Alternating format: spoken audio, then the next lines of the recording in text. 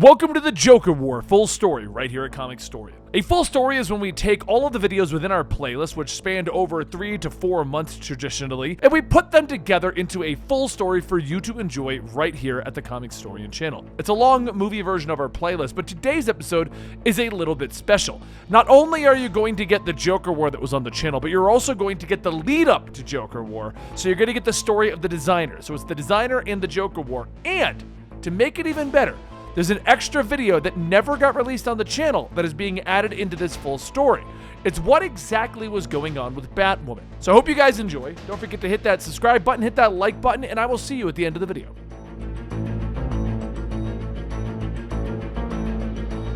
As the rain pours down into a Gotham alleyway, a man falls to his knees, vomiting blood, asking, "What did you do? What the hell did you do?" A female voice asks the man should she tell him about the Cornix fleckery. It's a breed of jellyfish that contained enough venom in its body to kill 60 men. A sting from a single specimen can bring an adult man to cardiac arrest in just over a minute. But in the hands of an expert, it can be so much worse. The woman walks past the dying man and into the bar, asking if they believe the doorman has the audacity to ask her for a password. Merlin steps forward, stating that he would have thought the great Cheshire would have taken the advance and ran. Merlin then turns to the two men at the bar, stating that he knows the woman, but who are they? A man with an American flag bandana over his face says that his name is the Gunsmith, and the one peeling the apple is Mr. Teeth. Merlin asks why do they call him that, and Mr. Teeth turns around, showing his stapled lips and grunts. Cheshire says that that's delightful. Where's the boss? And another man walks in, stating that he was busy cleaning up her mess. Now everyone quiet down and listen. This is Gotham. What happens next is going to happen fast. Meanwhile, elsewhere, Batman goes out on patrol to try and find a lead on something the Bat computer flagged. There was an alert on the dark web hubs used by assassin guilds. A warning that described a hurricane coming to Gotham in a few days' time. Once translated, it described a major hit being performed by high-end costumed contractors. The post itself was quickly deleted, but it was up long enough to let people know to steer clear of the city. But those that responded have gathered here, each extraordinarily dangerous and expensive. It wouldn't take long to defeat each of them, but the man brought in to run the show, well, that's Deathstroke. His presence in Gotham is worrisome. Deathstroke is discerning, deliberate. Money alone wouldn't bring him back to Gotham. And soon the grappling hook pierces the walls of the hideout. Deathstroke's body is already in motion, his mind calculating where to strike. And within 1.7 seconds, the line wraps around Deathstroke, ripping him out of the building. He laughs, telling him, "Sure took you long enough. I won't be able to catch the others tonight, you thought. But I already have." That hook also deployed a series of marble-sized projectors called Shadowcaster, one trained on each target. It projects a shadow in the shape of Batman. They think that they're leading him, while they're corralling into a trap. As Batman jumps down, Deathstroke charges into fight, telling him, "People have been talking. They say Batman's gone mad, that you've become unhinged." A palm hit to the chin stuns Batman, and as his head whips back, he tells him, "I know people are talking. Now shut up and fight." Over in Tri-Corner Yards, a man makes his way into a server room, stating that he can do this. He can do this. Everything will be... But just then a whip cracks as it wraps around the man's neck, pulling him to the ground, causing him to release his grip on a small device. Catwoman catches it, stating that he might have pulled it off. You know, if he didn't look so nervous at the party. Now what is this? The man shudders, stating that it's designs. It's plans for the city. New plans to replace Wayne's. You can't let it happen. You can't. And soon the man's eyes begin to bleed and they begin to boil over. A green gas is released from his body and a voice calls out, "Testing, testing, 1, 2. Catwoman asks, "Hello?" And the voice says, "I can see you. I can see you oh so clearly. And that's one bad kitty cat." Catwoman asks, "Who is he?" And the voice says, "You shouldn't pretend not to remember. It always started with the 5 killers coming to town. That was always step 1, the first part of the perfect crime. That's what you called it." Catwoman quietly says no under her breath, and the man falls to the ground as the voice continues speaking, stating that Bruce Wayne has a design for Gotham, but so did they. Back with Batman, he sits down bruised and bloodied, finally winning over Deathstroke. He calls up on his comms, "Alfred, be ready with 5 cells in black block." And after a moment of silence, Lucius responds, "I'm sorry, Alfred isn't here, Bruce. The rain beads off Batman's mask, and after a few silent moments, he asks him to forgive him. It's been a long time. Call in the Night Climber. It's time to come home, Lucius.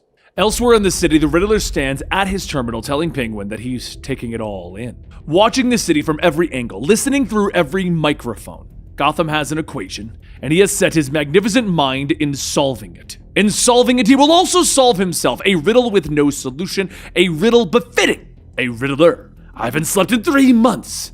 I'm starting to forget the sensation. Military-grade, mind-enhancing amphetamines will do that. As the Penguin pulls his knife out of the man's throat, he says, I do not appreciate your intrusion. This is a private line and I am working. The Riddler tells him, listen, this is very important. I'm sorry, I haven't spoken to anyone but myself in quite some time. But anyway, 5 assassins have been apprehended by our mutual antagonist, the most expensive contract killers. This was the first part. It was always the first part. Penguin stabs at another man, stating, I knew what was happening an hour ago. I've already begun to act accordingly. This devil will find nothing of the Penguins worth taking. As the 5 assassins are taken into custody by the GCPD, Catwoman reports that she found blueprints. Someone is attempting to make a play for the Wayne rebuild. They've been looking into this for a week now. Do they have any idea who is moving against Bruce Wayne? What are they planning? And Batman tells her, I can hear the nervousness in your voice. What's wrong? What are you not saying? She says that sometimes seeing a man's head cooked from the inside isn't exactly a good thing to watch. Now focus up. There are dangerous people in this city and there's work to do. Later, in the black block of the GCPD, Batman stands before Deathstroke telling him, talk. And Deathstroke responds, fine, let's get this over with. I'm not going to say who hired me. The others don't know, so don't even bother. Or do, who cares? This cage is cute and all, but it won't matter. The challenge will be nice. Deathstroke then smiles, telling him, the clock is ticking. I need to make my first kill by daybreak and break out of this ridiculous prison. Wish me luck. Batman turns to leave, but then he stops, looking over at Cheshire's cell, telling Bullock, open it. Bullock tells him that he can't do that. Cheshire's nails, her hair, her clothes, her damn perfume, it's all a poison. She's in full quarantine until we get a toxicologist in here. Batman shouts, that's what they're counting on, open it! The cell door hisses open and as Batman reaches in, he wipes off some of Cheshire's makeup. He runs his fingers through it, stating, this is clay. This isn't Cheshire. Put out an all-points bulletin for Jade Nugent, the assassin known as Cheshire. Deathstroke begins to laugh, telling him, I told you before, it's gonna be a good game, Batman. It's gonna be exciting to see you lose. Batman rushes out of the jail cell, telling Lucius to find her, and Lucius quickly pulls up the city camera feeds, spotting Cheshire escaping through the back alleys. As Batman gets closer in the Night Climber, he ejects himself to give chase, riding aboard. Once he hits the ground, he activates the controls, closely following behind her, and as she notices him, she jumps off her motorcycle, landing in Batman's chest. She holds her hands around his head and shocks him, telling him that his heart should stop any second now if he has any last words. And Batman smirks. You should brace yourself. As Cheshire looks back, she slams into a speeding truck while Batman moves underneath, avoiding being hurt. As the truck stops, Batman gets up and Cheshire asks, how did you not? Batman tells her, membrane in my suit. It coated and sealed the poisons in your nails when you broke the fibers.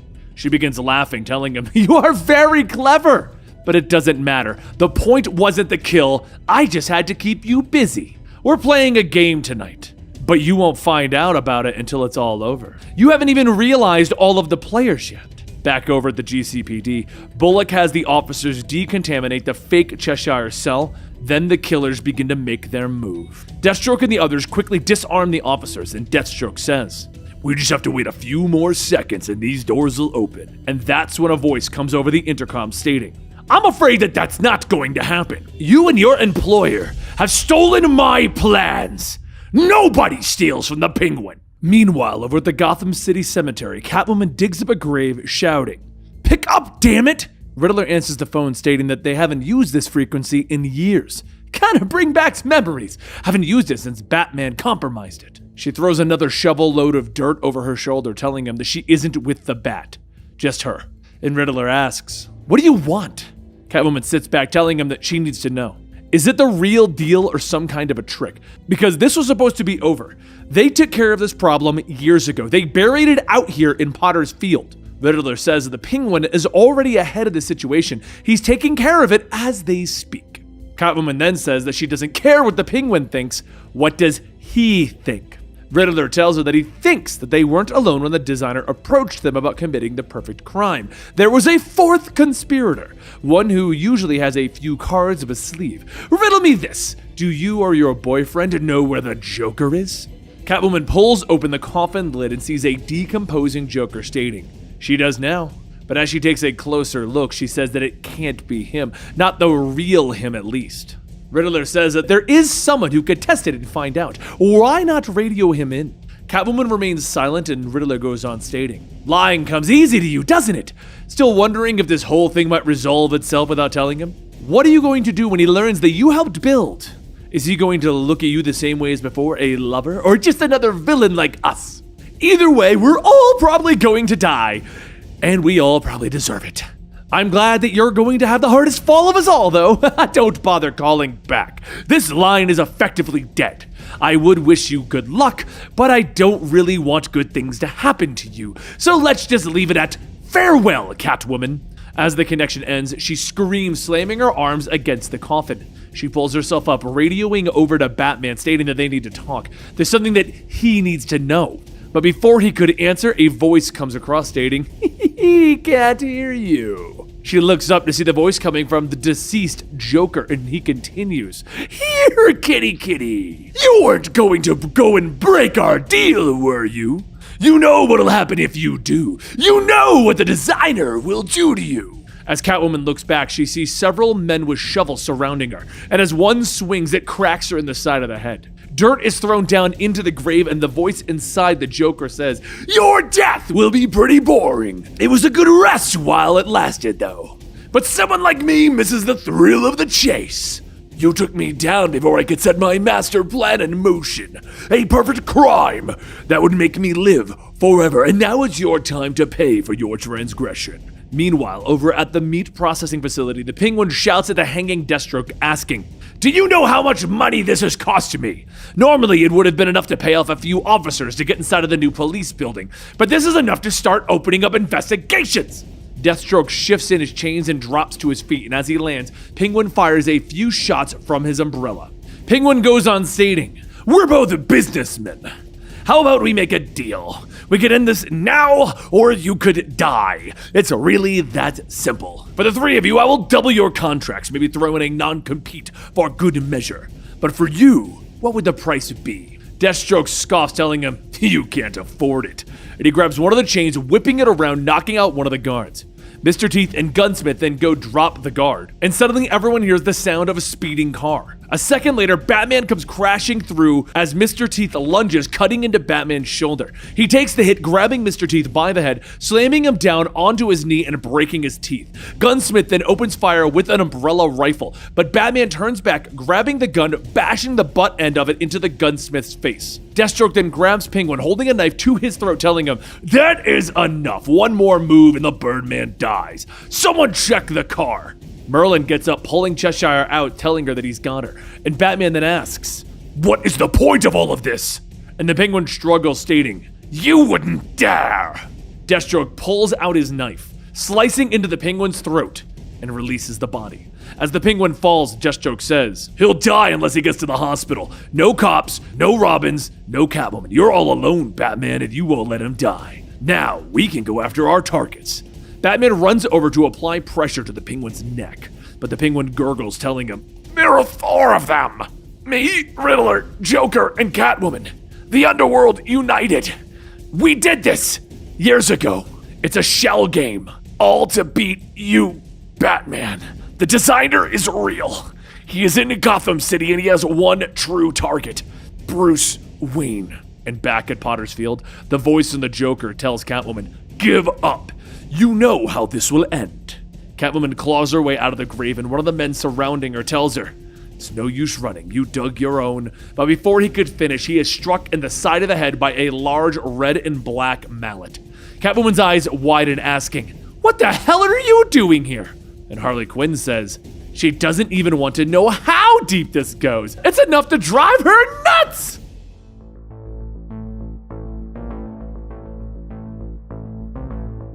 After getting the Penguin to the hospital, Batman quickly returns to the streets to go after the killers who escaped the meat processing facility. His first target is the gunsmith, a veteran of half a dozen military contractors in the Middle East, quietly fired from each for testing experimental weaponry in the field without approval. Nothing a few punches couldn't stop. And as for the two ladies, they begin to fight off the designer's henchmen, and Catwoman asks, "What happened? You get homesick and come back?" Harley grabs a hold of one of the men swinging around his head, stating, "Yeah, I miss the sound of my mallet cracking skulls. Also, the guy in the coffin? Totally not Mr. J." Catwoman says, "I figured as much, so who's the stiff?" Harley kicks another man, telling her, "The guy's name was Artie, worked with the gang, sweet kid." Catwoman grabs her whip around one of the men and asks, "Did the Joker do anything like this before?" And Harley says, "Nah, not his style. When he strikes, he wants Batman to know it's him. Joker has, however, been cleaning house. I've been following clues for a little bit, but the Joker's been leaving a trail of dead clowns." Catwoman then asks her, "What are you going on about?" And Harley says, "Well, I'm going to kill him. About time to let go of the past, you know?" Just then, Harley thrusts the middle of her mallet in front of Catwoman's face and catches an arrow aimed straight at Catwoman. As Merlin and Cheshire stand off in the distance, Harley asks, "Is this connected to Robo-Zombies or Joker?" Catwoman tells her, "Robo-Zombies," and Merlin shouts, "You have been sentenced to die!" While the girls get to work back with Batman, he's following the trail of Mr. Teeth. 7 years prior, there were a series of murders in the Pacific Northwest. Every victim was found with their teeth surgically removed from their mouth and implanted into their stomach. The Portland police dubbed the new serial killer the Tooth Eater, same as Gunsmith. Nothing a few punches can't fix. But while Batman is subduing Mr. Teeth, he realizes something. This place that they're in, it's the Riddler's hideout. His computer systems are all locked except for his security feed. And as Batman gets to work on the computer, a video plays with the Riddler and a man in a white mask with the letter D across it. Lucius radios in that he did a scan. No costume is pinging on the guy. Perhaps the man was hired by Deathstroke and the others?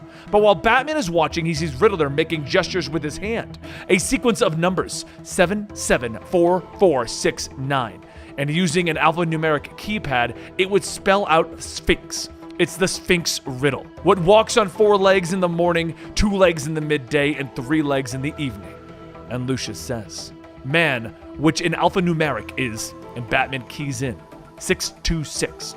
The computer pings as it unlocks, and Batman tells Lucius, "I'm gonna get this information to the Bat computer." Lucius looks through some of the files and says that he did find a location on Deathstroke through Riddler's cameras.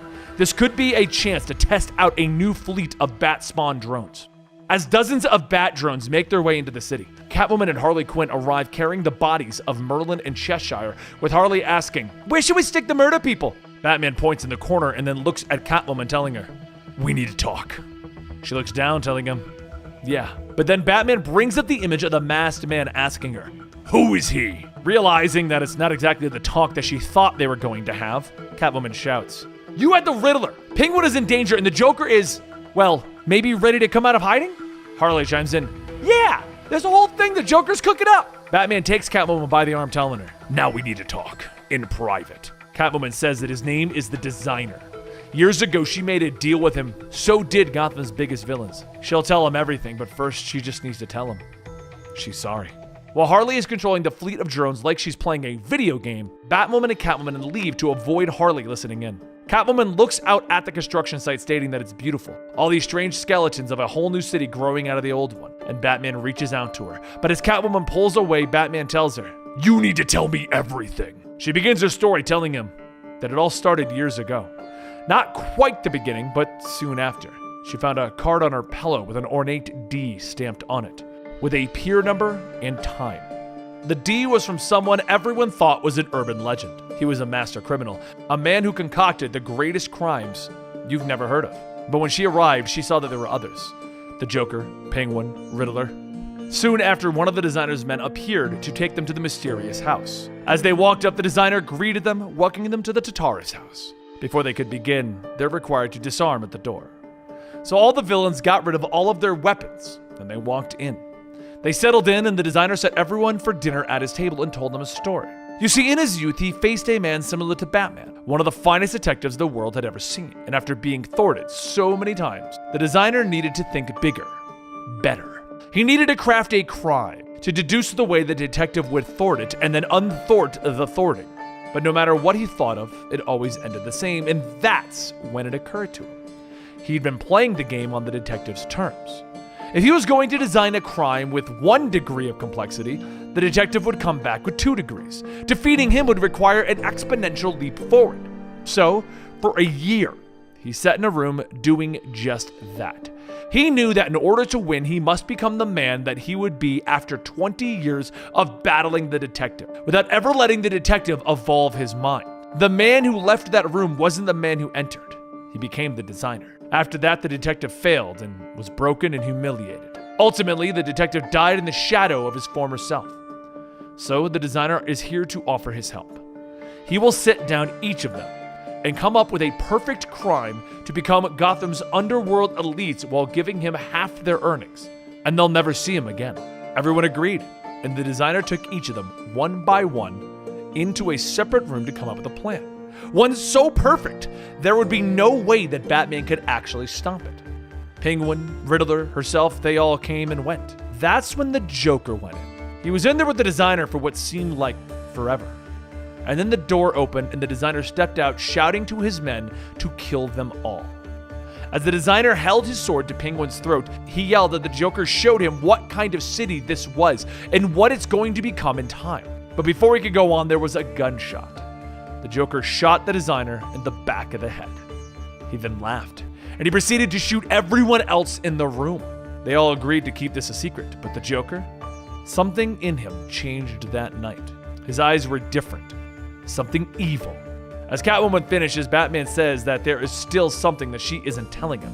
Catwoman tells him that this is the hardest part because if the designer is back with all of their plans, then he needs to know the target of her planned heist.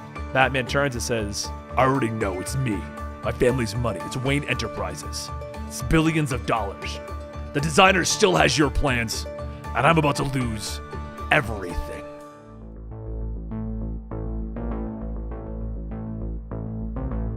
Snyder College.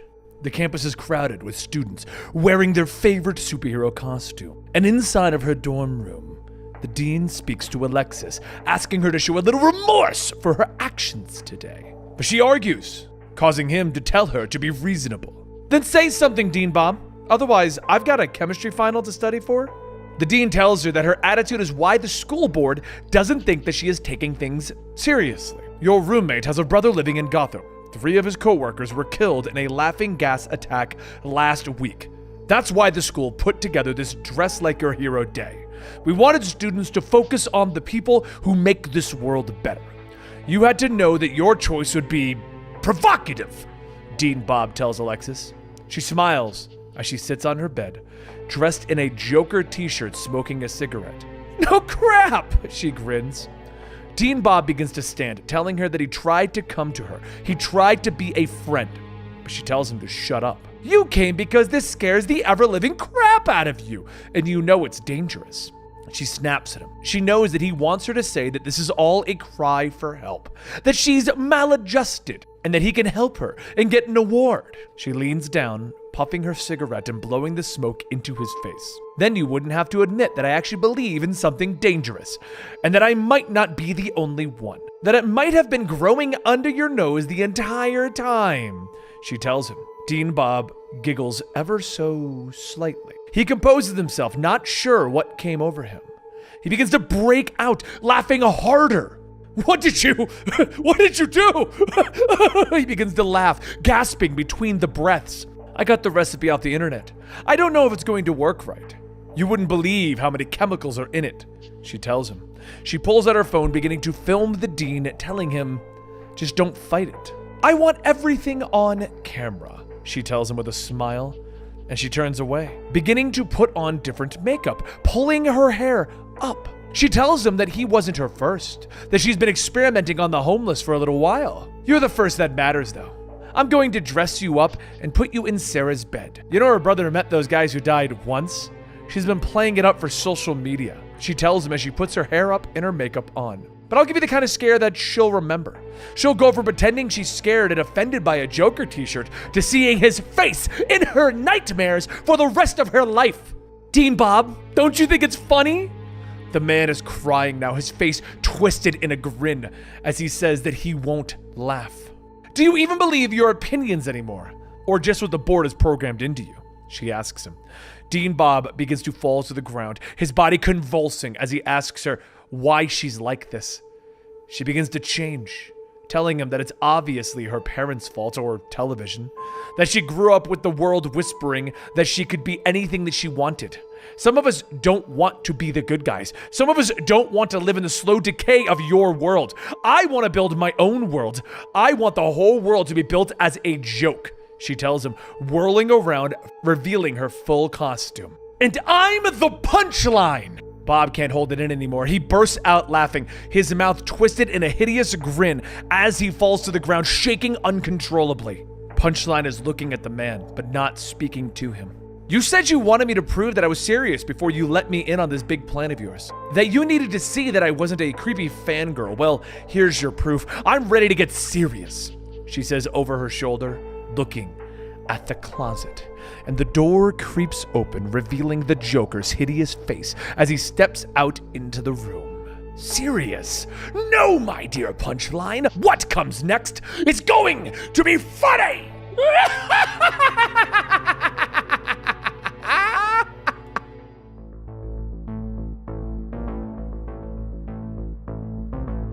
See, they may have the idea of what happened here, but the story that people are telling you isn't true. And I am here to tell you the truth. Once upon a time, 4 crooks walked into a haunted house to have dinner with the devil. The devil was pleased with each of them for their mighty sins that they had committed, and wanted to give each of them a boon. The devil set them down one by one, asked what they wanted more than anything in the world. The old bird said that he wanted the king, for all to follow his command. And so the devil gave the numbers of the finest killers in the land, so that he could take down the nation's rulers. The second crook was a mad, crooked man who said that he wanted to be the wisest man in all of the kingdom. So the devil gave him a crooked game to play with the greatest scholars in the kingdom, which would kill each of them in turn. The third crook was a thieving cat. She wanted to be the richest person in the kingdom, while the devil gave her the keys to the vaults of all of the richest men in the world so that she could rob them blind. And the fourth crook was a jest. And see, he'd been laughing this whole time because he and he alone understood the devil's game. With no wise, powerful, or wealthy men left to stop him, the city wouldn't belong to the 3 crooks at all. It would belong to the devil. In time, it would be the jester's turn. And the devil asked what he wanted more than anything in the world. And the jester said, I want to be the devil. And then the jester killed him. The man behind the bar asks why he's telling him this, and the Joker says, it's to add a little context to tonight's entertainment. Make sure everyone can follow all the funny little jokes. The last bartender wasn't laughing at all, so I had to set him straight to make sure that there's no more salt around the rim next time. The Joker grabs the phone, and he makes a call. He asks the person on the other end if everything's ready, and they tell him yes. So the Joker takes a sip of his margarita, telling them, Good. I want to bring down the house with this one, right down on your head. While the Joker is scheming, though, Batman takes the night climber and flies up to find Deathstroke.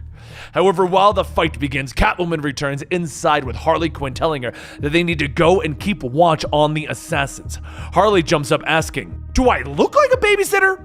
As the door to the holding room opens up, Catwoman and Harley see that their captives are gone. On the screen, the designer appears and he tells them that he has removed some pieces off of the board. They won't be needed in the great design. He is not in the business of making the Penguin mayor of Gotham.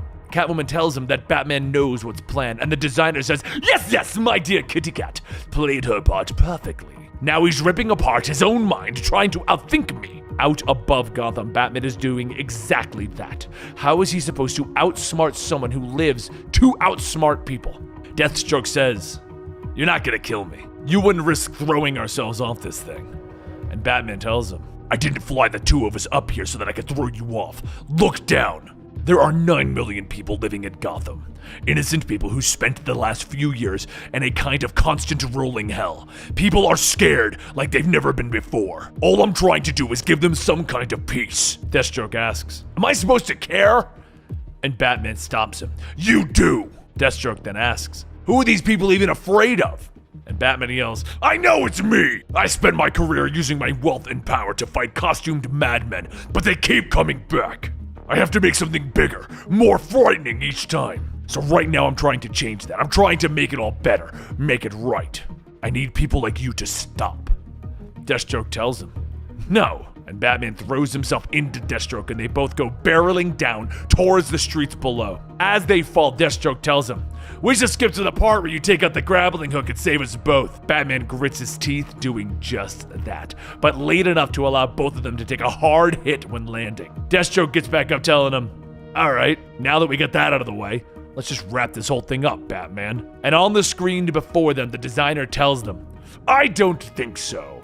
Your part in the design is over. Consider your contract terminated, Deathstroke. Deathstroke looks over, seeing some of the designers men shuffling towards them, and he looks to Batman.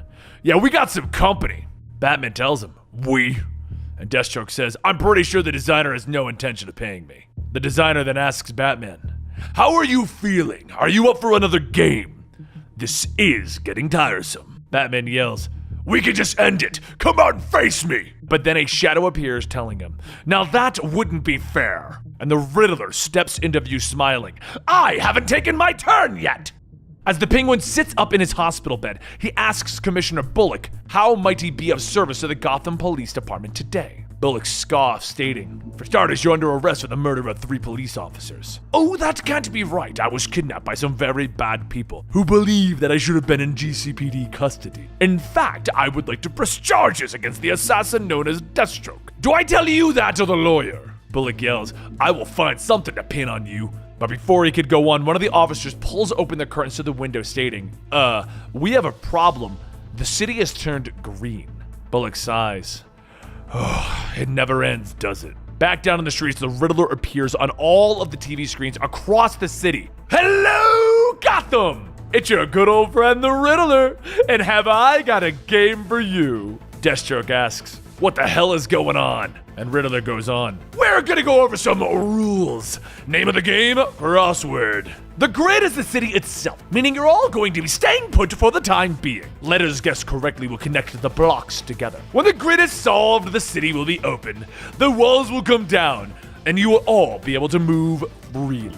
But who among you is going to play my game? A great question, dear listeners. Why? It's the greatest mind, your greatest champion, Batman! As the drones fly down to record Batman, Batman tells Lucius, get a location. Lucius responds, stating, already working on it, but he's making it difficult. He doesn't. But before Lucius could finish, the transmission is cut. And Riddler says, there will be no cheating in my game. All calls, transmissions, and other forms of contact are being blocked off. Better get some scrap paper and write this all down, because if you guess wrong, the bombs will go off now. Riddle me this. Meanwhile, in the sewers beneath Gotham, Harley is following Catwoman, stating that she always figured the hero types had a much better route to take. But this place stinks. The good guys always stink less. Harley asks if she's sure. Catwoman says that she's not feeling particularly heroic right now. How about they change the subject? And Harley says, are you sure? Because that smell, it's not coming from the sewers. It's probably coming from that undead muscle the designer has left for us. Catwoman sighs, seeing the reanimated corpses crawling out of the water, and then Harley then swings her mallet, yelling, and I hate zombie cops! Topside, Batman is fighting through the corpses, telling Deathstroke to follow him down to the train station. Riddler says, hey now, that's not fair, you're not playing fair! Batman punches another undead, yelling, just ask the damn questions! Riddler then says, okay, 1 across 9 spaces, the more I take, the more I leave behind. Batman bashes another undead, stating, footsteps. Riddler goes on, 8 down 5 spaces, what has many keys but can open no doors? Batman kicks another undead, piano. Just then the train flies in, and as Deathstroke looks at it, he asks, really? You have a bat train? And Batman tells him, just get on.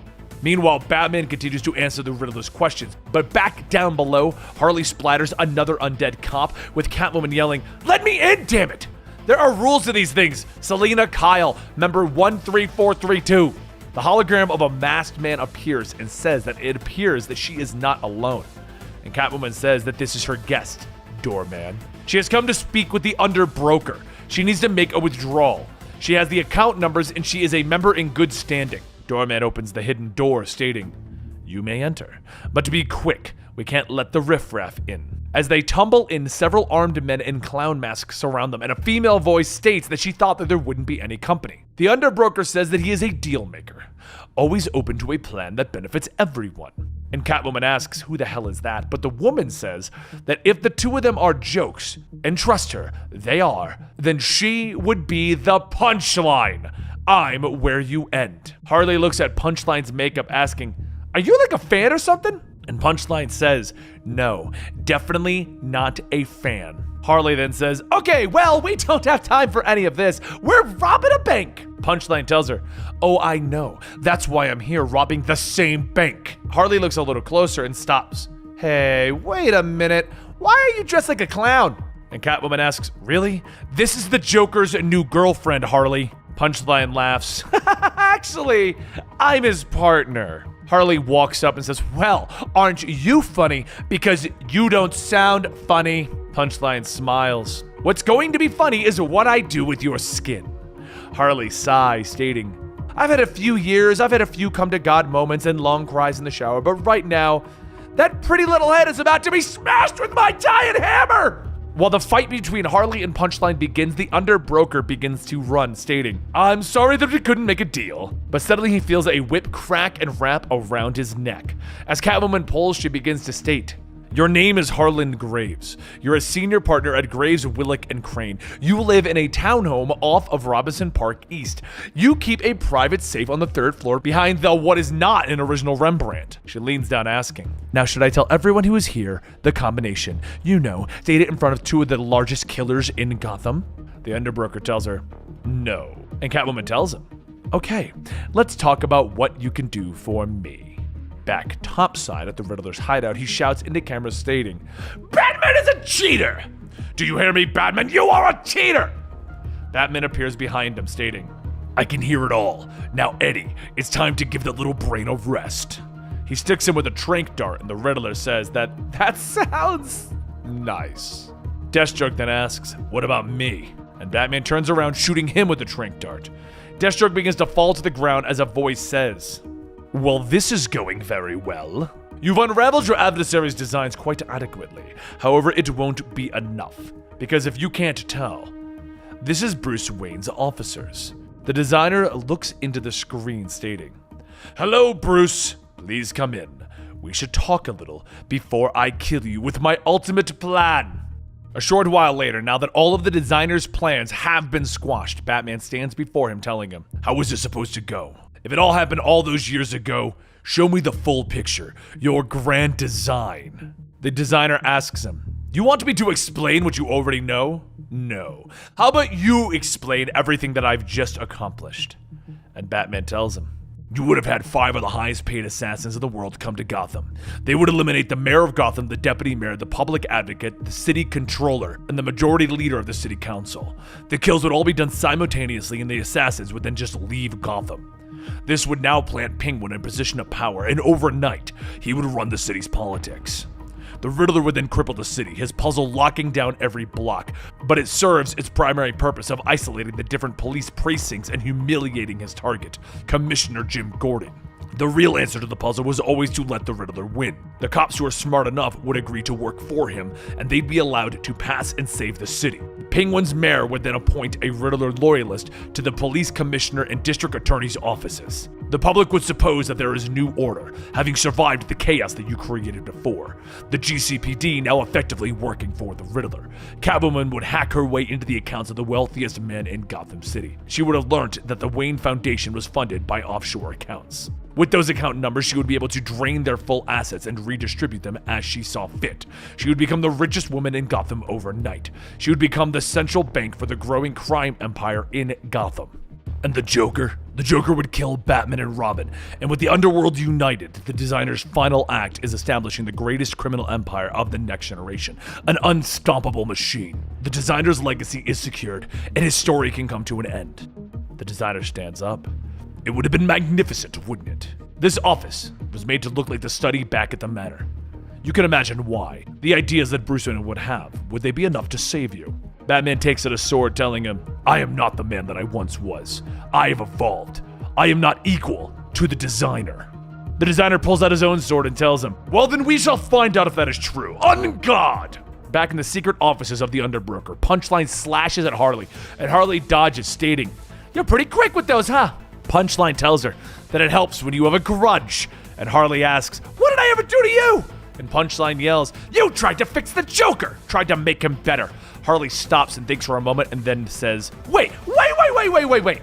You're a groupie? You're a Joker groupie?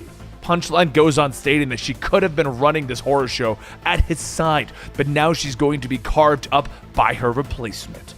Harley tells her, first off, the Joker hates it when you try to name stuff for him. His sense of humor would be less horror carnival and more chuckle hut. Harley then takes one of the rifles from the clowns and begins to shoot, but as Punchline ducks and weaves through the gunfire, she runs past Harley. Before Harley could turn, she feels something sliding across her neck, and she quickly reaches up to grab the spot. As she gurgles, blood begins to pour out of the hole. Punchline then asks, where's the comeback? Where's the snappy Harley Quinn zinger?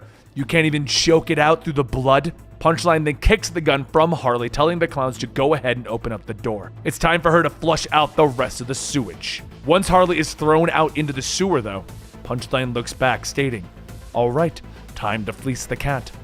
Back at Wayne Enterprises, Batman and the designer are clashing swords, with the designer stating that he has an incredible mind, but he is missing one piece. And Batman tells him, no, he isn't. He put it all together on the way here. While he was solving the Riddler's crossword, he saw the one game piece out of the configuration, not part of the original design. He had someone hack into Wayne Enterprises' computers, and it seems like he was replacing blueprints for tri-corner yards. But the man wasn't trying to take something. He was trying to hide something. They wanted to see how he was funding the Wayne rebuild. He doesn't care about the design, the vision of an underworld united. It's never been what he wanted. The designer underestimated Gotham City, and most of all, the Clown. He thought the Joker would fall in line with the rest, but the Joker didn't want to kill Batman. The truth is, the designer couldn't understand what the Joker was. He gazed into the abyss, and it stared back, and it consumed him. Batman rips the designer's mask off to reveal the withered corpse, and he goes on stating, and you're not the designer. You're just a shambling shell of the greatest villain of an older generation, cut down by his replacement. What are you doing, Joker? Why attack me like this? As the designer's head falls to its side, the faint laughter of the Joker can be heard, and he says, oh, it's all a part of the plan. It wasn't about breaking you. It's about what comes next. This is a whole war planned out by me. This is about breaking her. Batman begins to process everything and then realizes who the Joker is talking about. Catwoman. Joker sips his drink as he's sitting and he says, I'm still going to be needing to send you off the table for the next bit. Oh, Slady! Wakey, wakey! It's time to finish your contract. As Batman turns, he sees Deathstroke standing over him with a knife and he says, sorry, Batman, but you and your whole family, you've earned this. The knife slams down into Batman's leg as he screams out in pain. Deathstroke kneels down telling him, this isn't going to kill you, but if you remove the knife, it definitely will. You better call Mr. Fox and get medical out here now. Joker then tells Deathstroke that he might want to skip town. Things are about to get dangerous! Meanwhile, back with Catwoman, she works away at transferring the money, telling the Underbroker that she's going to need them to erase her account. The Underbroker says that he's sorry, but her account is quite empty. At that moment, a gun is fired, and Catwoman slumps over. Punchline says that she appreciates the account numbers, Kitty Cat. This next bit wouldn't be possible without you. A few moments later, Joker gets a call from Punchline and he asks if it's down. She says yes, and Joker tells her that he wants to hear it. Say the words. Punchline tells him that right now the Joker is worth $100 billion. And he laughs, and he laughs, and he laughs.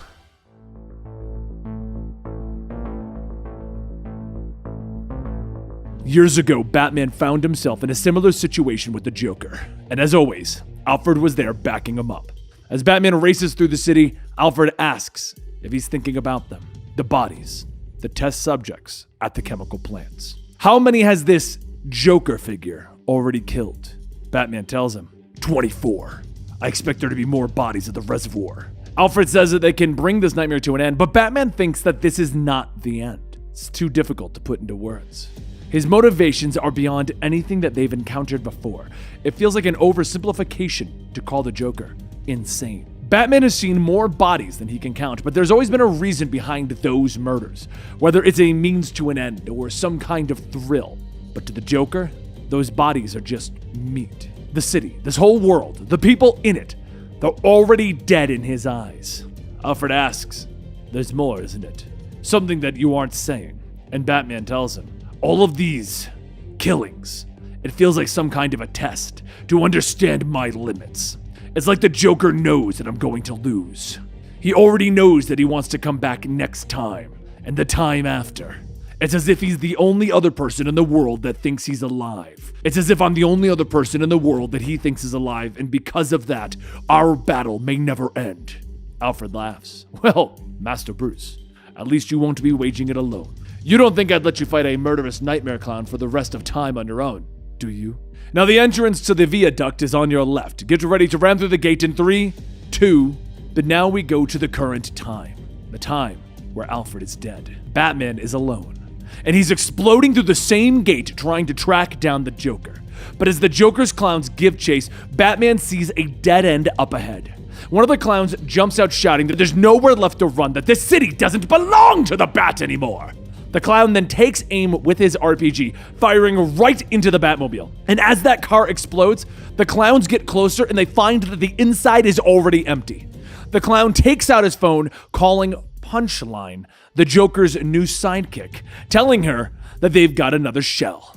No bat meat on the inside of this one. Punchline tells him, you know what? That's okay. We've just finished hacking the main computer here at Wayne Enterprises. The Joker did always love Batman's little names for everything. Says that Batman pretends it's the kids who named them.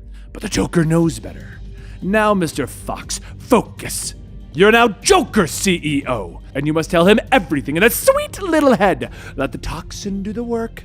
What do you call this place? Lucius tries to fight back the urge to talk, but he suddenly begins to laugh. The hibernaculum. Punchline sighs. And that's where bats breed. That's disgusting! You've been breeding all sorts of little bats, haven't you? Lucius begins to speak again, but this time he asks, where is Joker? Punchline asks, where would you go if you were suddenly worth almost $100 billion? You'd go shopping. Meanwhile, at the Monarch Theater in Park Row, the curator says that the people used to call this place Crime Alley. Couldn't walk down the streets without getting into some real trouble. And if it ever got too late, he used to sleep up on the old reels. Joker says, oh, it must have been very hard. And the curator goes on telling him, yeah, especially for the Waynes, too. The dad used to like taking the son here, watch the movies that he grew up on. It's funny. It sounds like there are people down in the theater. But the Joker tells him, oh, it's probably the wind. Old theaters just get that way. The curator then says that it's hard to say goodbye to this place. The boy, Bruce, he came by with a few offers, but I'd be crazy to turn down this offer. I could buy a whole town back in coal country where my grandkids are. Joker tells him, and you should. Make yourself mayor. Get some t-shirts. It's a fun game while it lasts. The curator asks, are you sure there's no one down there? It sounds like people are laughing. Joker picks up a reel labeled The Mask of Zorro and says, well, why don't you go join them in the audience? The show is about to start. And down below, the theater is packed with those infected with the Joker's toxin. Meanwhile, outside of Wayne Enterprises, Batman is scaling the side of the building, listening in for any locations that he can enter. And once he stops hearing voices, he scans the floors to see how many people are in the building. And as his visor lights up, he sees dozens of armed men across all of the floors. After climbing to the top, he sneaks into the main computer room, and he tells the computer to search for the Joker. Punchline comes out of the shadows, stating, he isn't here right now! As she hits him in the back of the head, she asks, was this supposed to be your secret hideout or something? Your friend, Mr. Fox, outlined 6 micro caves in this building. 6! It's like you planned every type of attack on Gotham, a cave to prepare for each different crisis. But this one was my favorite, and you want to know why? This is the one you haven't earned yet. It's the one you were going to unlock when you and Mr. Fox and Mr. Wayne had finished building the new Gotham. As Punchline attacks, she presses a button and the door begins to open, and inside a new type of bat suit stands. Batman looks over at the advanced suit asking, "When? Who? Lucius, did you design this?" Lucius tries to hold back his laughter. "No, I found it in the computer. I thought it was you." Punchline bursts out laughing. "Did you really think that we were the crazy ones? It's too bad that you're not going to get your beautiful city of the future. No new toys, no new duds." At that moment, Batman begins to stumble back. I don't understand." And Punchline goes on. "You're looking pretty rough. Her Deathstroke got you pretty good. Oh, I know what it is. It's the poison in the room, Batman. I spent the last few years building up my immunities to it. It's a little blend of my own. Some of the Joker's toxin tweaked with a little bit of the fear toxin, and a little bit of venom for good measure." Batman trips as he tries to run through the window, and that's when he hears a voice. "Master Bruce, not that way. You're going backwards." Batman turns. "Alfred!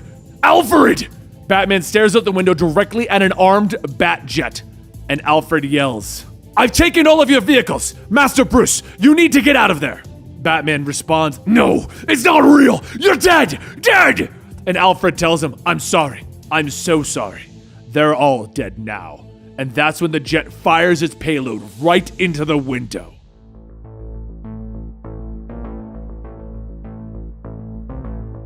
Gotham City, years from now. The city is a shining beacon, with gardens growing on rooftops of the glass towers that reach into the bright sky. Alfred chimes in on the radio as Batman speeds through his utopia. "Sir, we've located the vehicle. Our drones are mapping potential routes. 90% of them are taking Adams," Alfred tells Batman. Batman adjusts his bike, and Alfred informs him that a pedestrian is walking into the collision zone. "Send a signal. No one dies in this city. Not ever again," Batman tells Alfred. The young man in question is about to cross the street, and he suddenly gets a ping on his phone. "Please step back," the message tells him, with a bat signal over it. "Whoa, I got a bat signal," the kid gasps. And suddenly an ice cream truck goes flying by him right where he was about to step. "Yeah, it's Batman!" the kid yells as Batman flies by on his bike right behind the truck, his armor shining in the bright daylight like one of the very towers above them. Batman smiles. "Victor, I'm jamming all your radio frequencies. I know you can hear me. If you surrender now, no one needs to get hurt," Batman says over the radio. The truck suddenly screeches to a halt with Mr. Freeze and his 2 sons stepping out into the light. Remind him what family he's dealing with, Freeze tells his boys, who step up and blast the Batcycle with their freeze guns, slowing it. "Sir, activating the heat array. The ice density should allow escape in 3, 2, Alfred chimes in. The cycle roars through the ice, forcing Freeze to order his 2 children behind him. "I can take the bat," he tells them, but Batman launches himself off the bike, flying through the air. "No, Victor, you can't," he hisses, activating his heat-a-rings, throwing them at the 2 young boys. They drop, stunned by the attack as Batman lands on Victor Freeze. "Your boys will be fine, I promise. And so will you, Victor," Batman tells the villain. Later, Batman returns to the cave and he's met by a smiling Alfred. "That's the first time that you've gone out all month. That has to be a record, Master Bruce." Bruce nods, removing the cowl, revealing the graying corners of his hair. He smiles to Alfred, telling him that he needs to call Barbara and figure out how Freeze got a hold of his old tech. "The boys will need help. I called Leslie on the way in. She and Harper are going to check on them in the morning," he tells Alfred. And then he looks at the holographic map of his city as Alfred tells him that he is happy and that he and Mrs. Wayne are making their trip to Shanghai. "Any surprises up there for me, Alfred?" he asks as they ascend the stairs into Wayne Manor. But Alfred isn't with them anymore. "I can hear it in your voice. How much you love the sound of those words as they cross your lips," the man says, his voice now growing strange. Bruce turns back as Alfred twists his neck at a hard angle, snapping it. It hangs off his head, bones broken and dangling. "But you know they're all lies. You don't get a happy ending, Bruce. You die alone, with no family, no love, as the city falls into his hands. Alfred tells him slowly, his mouth beginning to form a hideous smile, and a faithful friend begins to laugh. No! Bruce screams as the laughter echoes all around him. No! Batman yells again, sitting up sharply to find himself on the floor of an old apartment. Harley Quinn leaning against the wall nearby. Hey, you're not dead! That's good, she says, leaning into the light, showing her combat gear and jagged scar on her neck. She survived Punchline slitting her throat. I was betting myself that you were probably dead, she tells him. Batman falls back down, his body weak as he looks at the woman. Catwoman said that you were hurt, he whispers to her.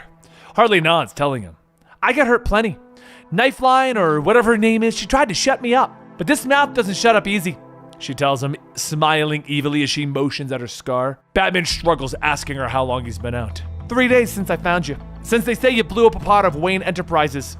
She explains that Gotham City is now Joker's town. He makes the rules. All of the gangs have joined him. He's paying them and giving them tons of toys. Joker-mobiles, Joker cycles, Joker planes, she says, as she tells him that the Knights are the worst. The regular folks don't know what to do, and some people are taking matters into their own hands. Speaking of which, elsewhere in the city, a clown is hunting a family, knife in hand, when suddenly a batarang stabs him in the back of the head, and a young boy is standing there. The mother stands up still afraid, looking at the young boy. Son, are you okay? She asks shakily. No, ma'am. I'm not even a little bit okay, but I'm going to see how I feel after I kill a bunch of these clowns, he tells her. But cutting back to Batman and Harley. It's bad, Harley finishes, shining a light into Batman's dilated pupils. And you're still dosed on whatever the stabby broad gassed you with.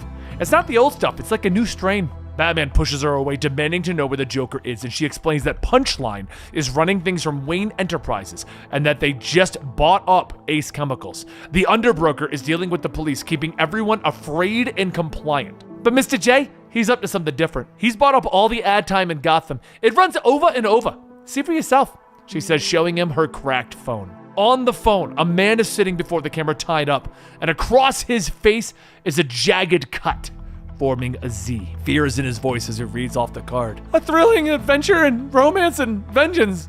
The story of a man reborn as a hero. A story of a symbol that he would use to mark the world. A story of Zorro, remastered and better than ever. This is the Gotham cut. Only 3 people saw the ending last time, and it changed the course of history. What happens when everyone sees the real ending? The Mark of Zorro is now playing back-to-back at the Monarch Theater. Wide release is only days away. Coming to every movie house in the city.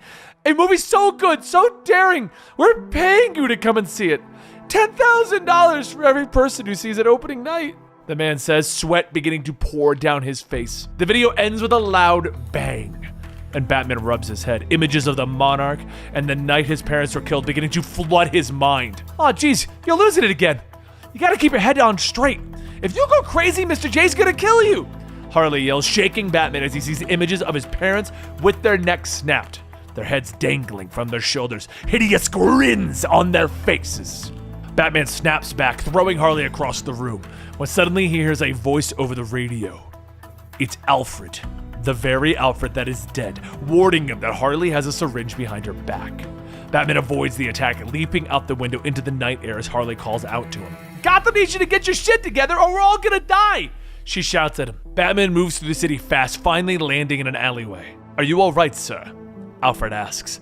I'm having a bit of a psychotic break here, Batman admits to his faithful ally. Just a bit? That's a relief.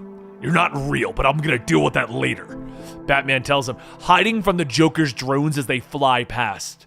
You wounded me, sir. I'm here to help you. I promised you that I'd always be here to help. Batman needs to move quickly, refusing to lose the city again. But he pauses from the rooftop, looking down on a group of Joker clowns that are attacking the people. He leaps down among them, attacking them quick and furiously. And in a matter of moments, he's gone, slipping back into the shadows of Gotham's rooftops. Shortly afterwards, though, he glides down to the pavement outside of the Monarch Theater, where once the theater was old and decrepit, now it is shiny and new, rebuilt with the money that the Joker stole. It's like I remember it, like it's brand new. It's like it was that night. Batman whispers as he pushes through the doors. He's trying to get under your skin, sir, Alfred warns him.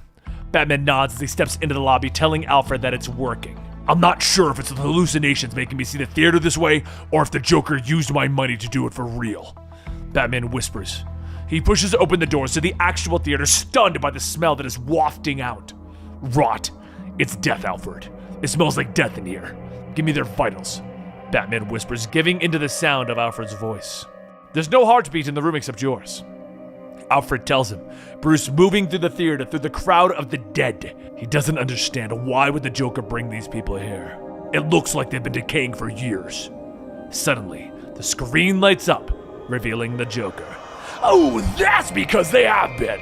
Their family, our family. They're the people that I've helped see to the other side of the veil. I've had clowns digging for days, Batman. And I've given them a bit of the borrowed tech from a friend, the designer. He tells Batman as the corpses' mouths all begin to open, revealing the green gas. They begin to move, contorted and twisted, turning, staring at Batman. And they've all got a bit of a bone to pick with you. See, you should have been here to save them, but you weren't. You won't even save the rest of the city either, the Joker yells, his laughter echoing in the theater as the dead begin to rise.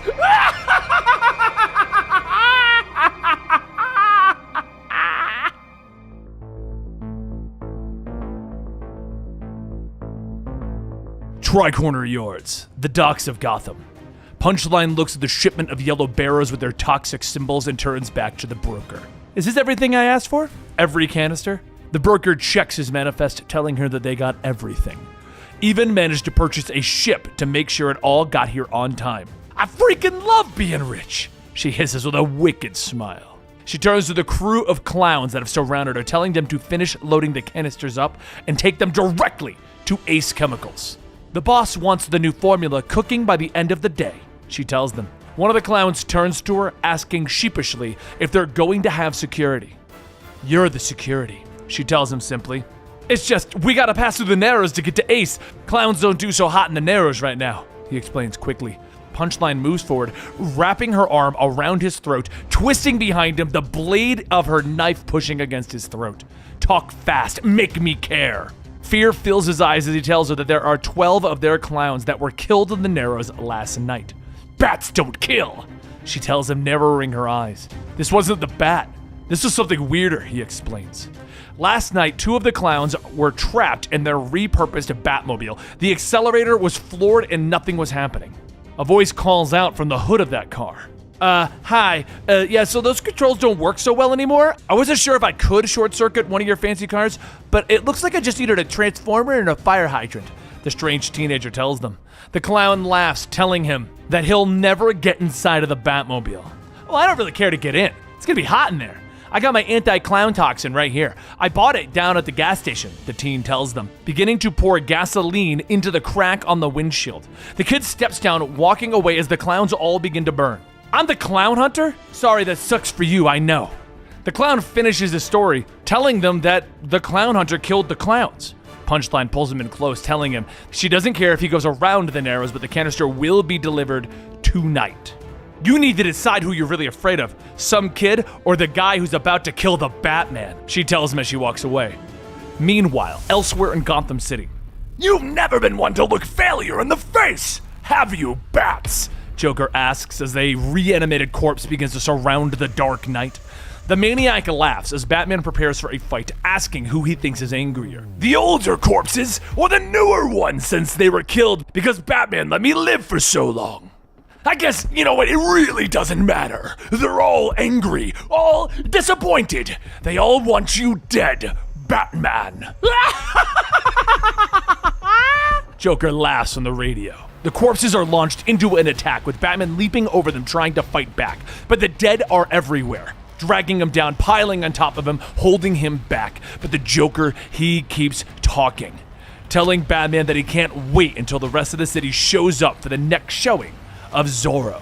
How they'll learn the truth before they die and then become angry with Batman as well. Don't listen to him, Master Bruce. Keep your focus. The voice of Alfred tells him over the comms, and Batman throws another punch. I'm trying, Alfred. Punchline's toxin is too strong. It's twisting the reality around me. Batman snaps. The corpses begin to morph, shifting into Batman's perception, when suddenly he's surrounded by Jokers, just tons of Jokers, their lips twisted into smiles as they claw at him. Listen to my voice. Keep yourself grounded, Alfred tells him. You're not real either. Batman breathes. He knows he's losing his grip on reality. He knows that he needs to stop the Joker's voice. He pulls free a launcher, firing a batarang into the projector booth.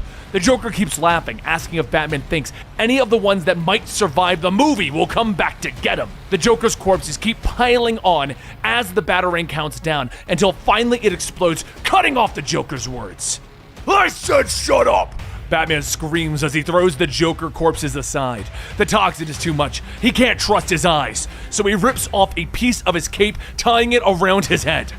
I don't need them to fight. A good bat knows how to fight blind, he tells Alfred. Batman leaps into the battle, his punches connecting, lashing out with his kicks, throwing the undead left and right. But Alfred cuts back in, telling Batman that there are too many. He won't survive. I don't need to. I just need to get to the center of the battlefield, he tells the man, and as he raises an EMP emitter over his head, he uses it to short the nanomachines that are reanimating the dead. Alfred goes quiet with Batman struggling out of the theater, his breath labored as he pushes through the burning hallway. The metal door to the alleyway bangs open, revealing a ghostly scene to the dark night. Ah, Bruce, be careful. You'll put an eye out, Thomas tells his young son as he acts like Zorro.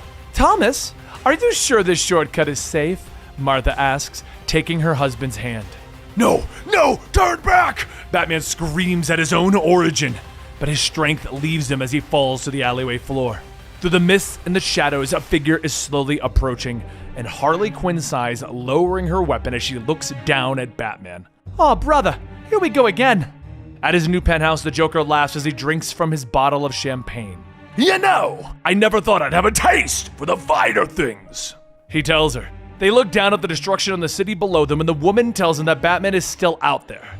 The Joker nods, telling her that that is how the game is played.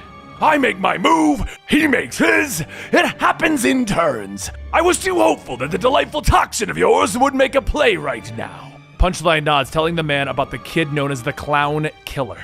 And the Joker's smile grows even wider. Isn't that wonderful? Punchline is confused, but the Joker explains that means that someone has realized that the rulebook has been thrown out. So we just let him keep killing our people? She asks, but the Joker shakes his head. Oh no! Send in some of our heavy hitters! Crucify him on the street! Let people know that we won't stand for that kind of thing! And then, I think it's time that I douse my former flame! About freaking time! Punchline gasps with joy. Batman begins to awaken on a bed of flowers with something licking his face, and he calls for Ace. Yes, it's me! Ace the Bat Hound! Harley laughs, speaking through her strange puppet. He sits up, seeing her sitting before him. Sorry, Bats. We gotta stop meeting like this. People are gonna say that we're in love, she tells him with a giant smile. Batman looks around, questioning where they are as he surveys the vast, strange forest. And Harley explains that this is Eden, a place that Ivy created for her underneath the Gotham Park, a place where she could get over the Joker. Ivy's usual rules are there are no clothes in Eden, but I didn't think that you and I had that kind of a relationship, Harley admits, holding up a steaming cup, telling Batman that he needs to drink it. He peers into it suspiciously, and Harley tells him that it'll negate the effects of the toxins from Punchline in his system. Flush out all those bad chemicals out of your system, she tells him. Batman finally swallows the liquid, and then he immediately gasps as he looks at Harley. The woman's head snaps and hangs there as she stares at him. Hey, nice! That means it's working! Now you'll be out for a few hours. You're gonna trip balls first, but it'll flush all that nasty stuff out of your system. See you in a bit, she tells him as she runs off. The garden disappears, and Batman is in darkness as bats are flapping all around him. This isn't real. This isn't real. When suddenly a voice speaks to him in the dark. I know, boy, but I'm very sorry, Master Bruce, but I think it's time we had a serious talk. The dead Alfred tells him as he turns him around.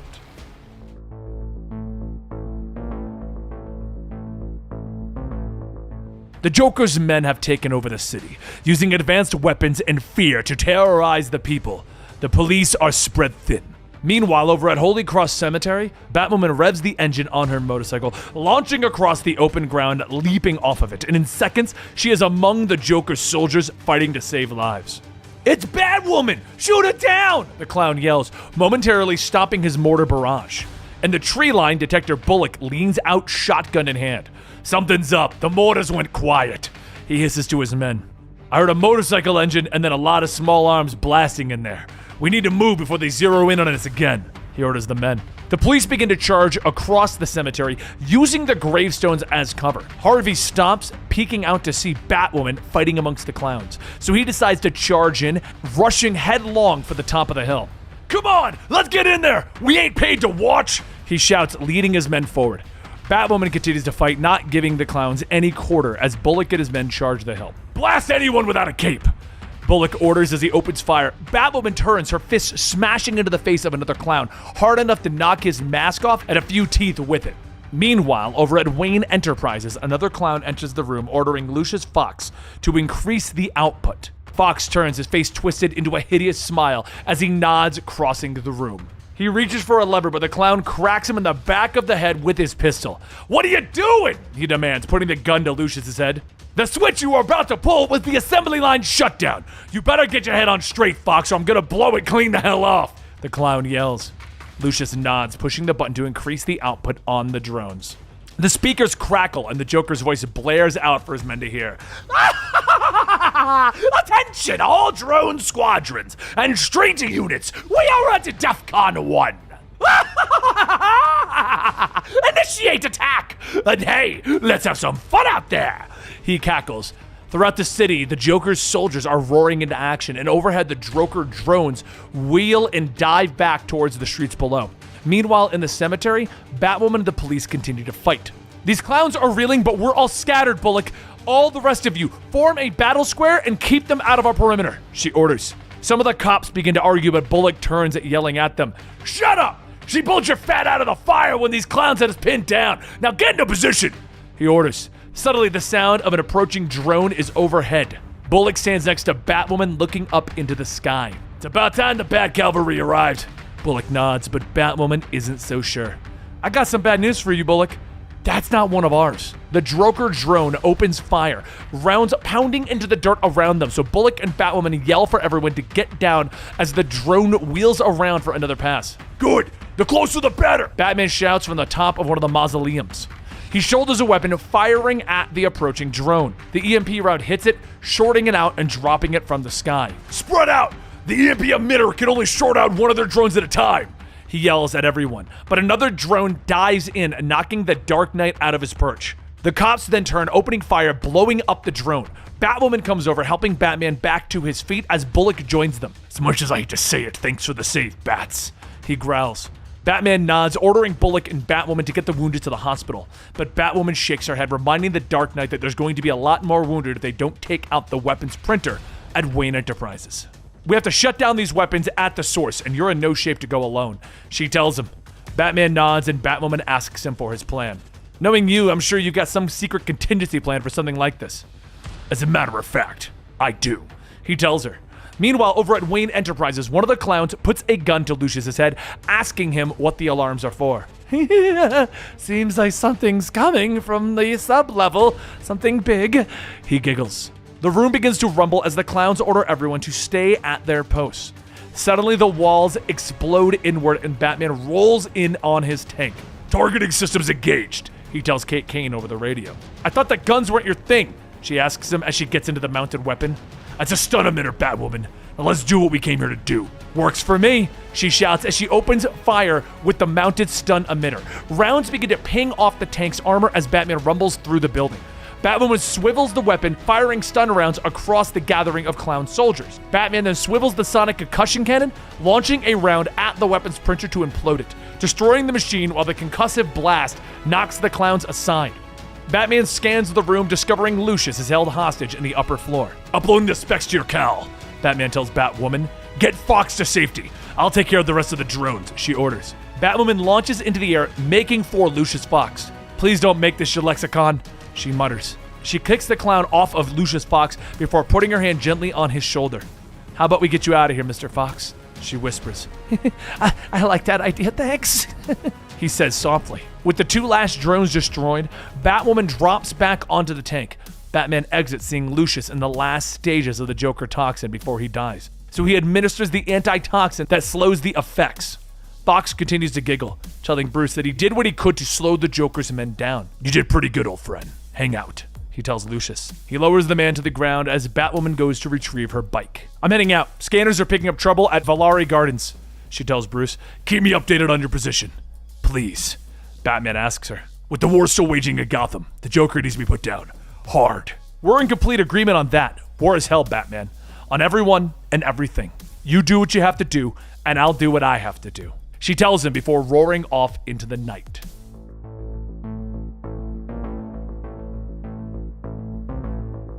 Late in the Prodigal Bar one night, Rick and Beatrice sit at a table with Beatrice stating that she's getting more and more worried. His headaches are getting worse, they're almost debilitating. He needs to get help. Rick tells her, yeah, it's hard for him to shop for a doctor when the last one betrayed him. Besides, all he needs is her right now. He can sort out his head pain, his memories, everything with her help. She says that she'll do what she can, but they still need to find someone who can. But before she can finish, sirens can be heard and Rick Grayson says that he has to go. Beatrice tells him to ignore it. He can't be a hero to everyone. It's time that he takes care of himself. So he gets up telling her that he agrees after he makes sure that everyone is okay. He runs out of the bar and Beatrice sighs, asking what is she going to do with him. But at that moment a voice tells her that the real question is, what am I going to do with you? As the man steps down from the second floor, Beatrice notices the outfit and quietly curses to herself. Meanwhile, a block away, the supervillain Tusk slams an officer into the ground, stating that he should have known better. No matter what they do, there's no going back. Another officer calls out that they have him surrounded. All of the escapees are accounted for except for him. A third officer yells that he's cleaning up after the power outages, and that means that his cell is waiting. Freak! Tusk begins to growl, throwing the officer that he was holding at the others, shouting, "Don't call me that!" The second officer picks up his gun, and he points it at Tusk's head, telling him that if he moves a single inch, but then again, that would just allow him to put him out of his ugly-ass misery. Tusk spins back with his arm, smacking the officer, telling him that he doesn't know a thing about misery. But he will! But before Tusk could squeeze the officer's head, Rick jumps in, kicking Tusk back, thinking to himself that this all seems familiar. Must have seen him before, but it's hard to tell with these messed up memories. Tusk skids back, asking who is he, and Rick says that he's just a guy looking to help. As the two begin to engage, Rick thinks that all of this is familiar. Has he met him before, or does he just know about him? Tusk quickly grabs Rick by the neck, slamming him down into a car, telling him, "You should have stayed home. Would have saved you from what's coming next." Rick then jams one of his batons into Tusk's eyes, and in a fit of rage, Tusk smacks Rick away, shouting, "Kill you!" But as Rick slams into a car, he notices a metal card lodged into the tire. The card of the Joker. Rick stares at that Joker card, asking, is he involved? Wait, have we met? Have we fought? The whole world knows that the Joker is a killing machine, and if he is behind this, Rick takes the metal card, throwing it at Tusk, slicing through his face and his eyes. Tusk growls as blood pours out of his face, shouting, "Gonna tear you in two, little man!" Rick runs up, kicking Tusk, telling him, "You already tried that, didn't work." He goes on to beat Tusk with his batons, all the while thinking, how is the Joker involved in this? Was it all a distraction, and if so, for who? Oh no. Meanwhile, back at the bar, Beatrice asks the shadowy man who he is, and he replies with, "A friend."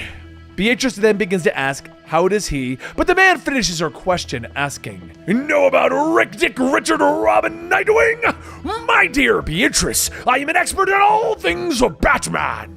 As the Joker walks down the stairs with his trusty crowbar, Beatrice realizes who this is. "You're..."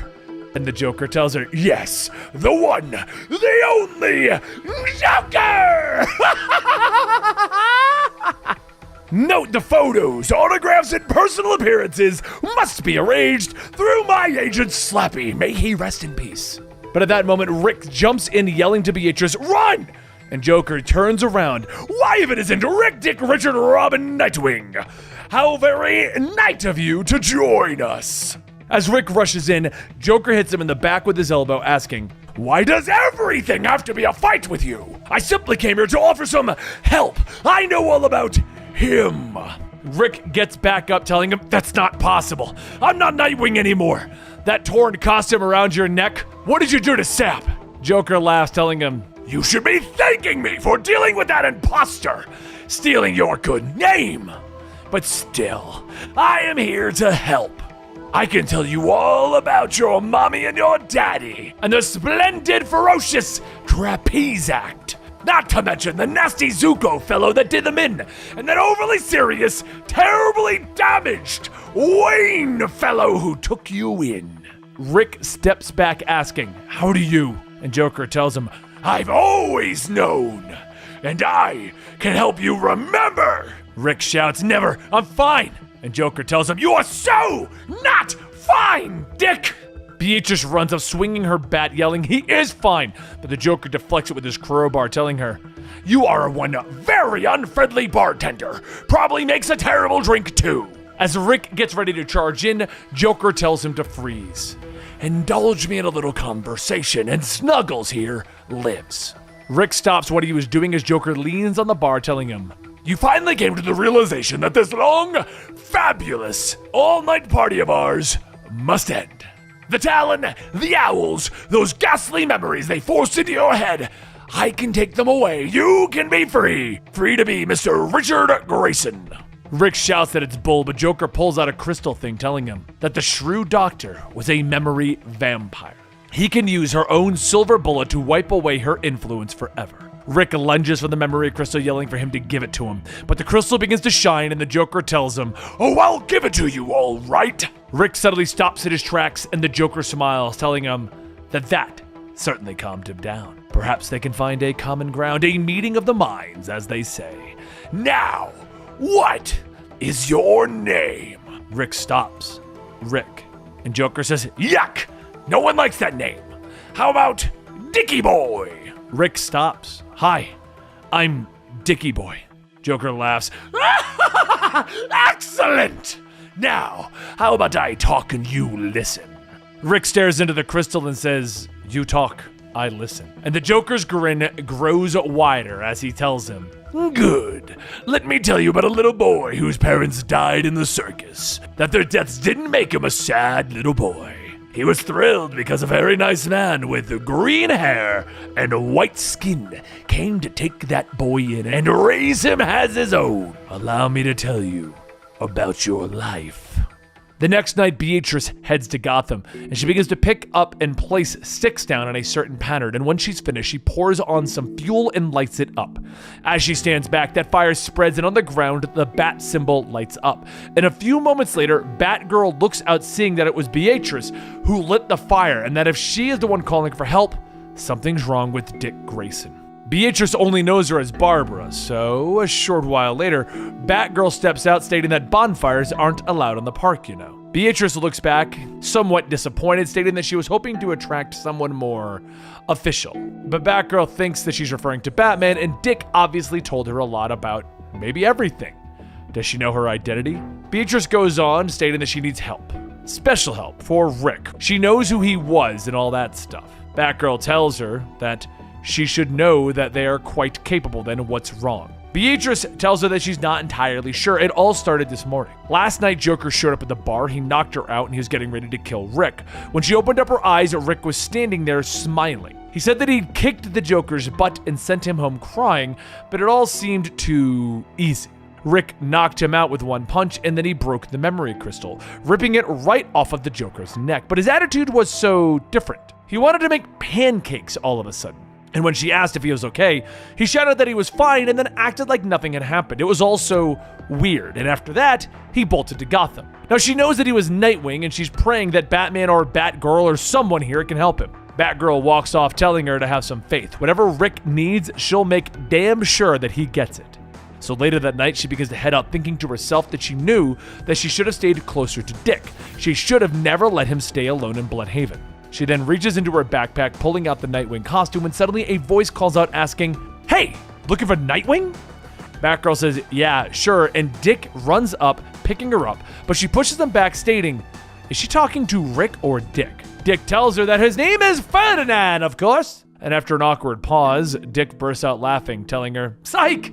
And Batgirl tells him that it's enough. It's time for him to come back home, to be himself again. And Dick takes the costume, stating that he is himself. He's exactly himself, that really, really, really awesomely true him. Batgirl tells him that she doesn't understand what happened to him, but she can tell that there's something really wrong.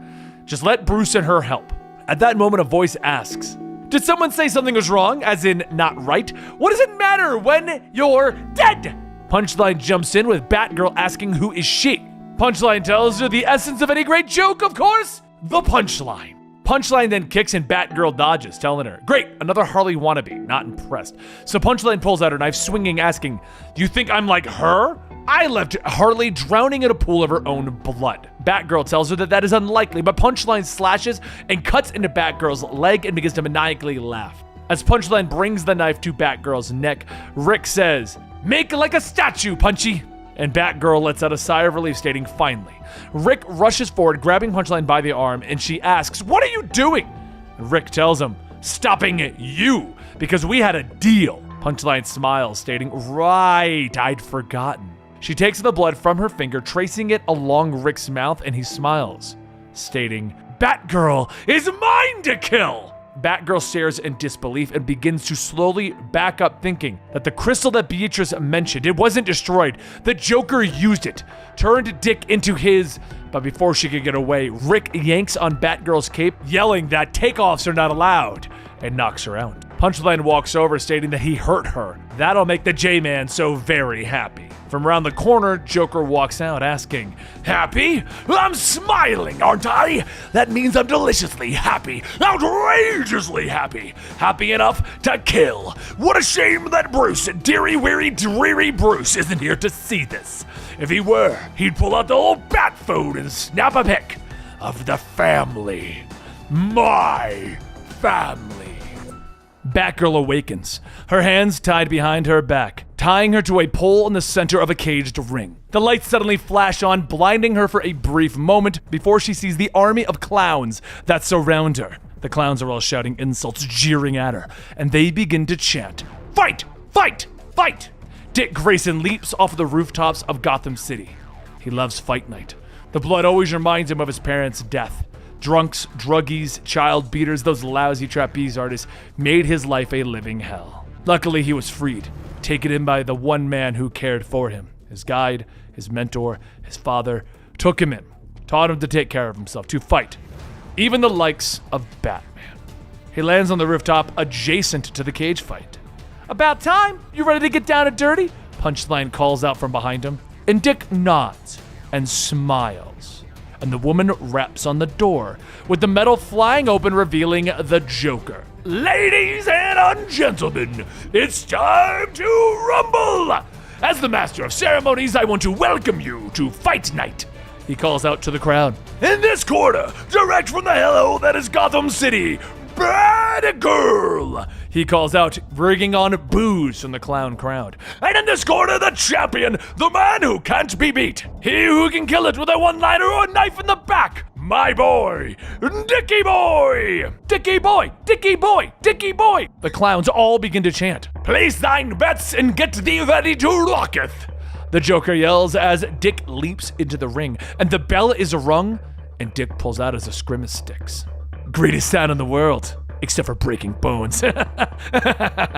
He laughs, rushing forward, but Batgirl twists, kicking him hard in the chin. She then twists her hands, using the razor epaulets to cut through the ropes. She squares off, preparing for Grayson, who twists and attacks. "You telegraphed that move. Proves you're compromised," she tells him, but he laughs.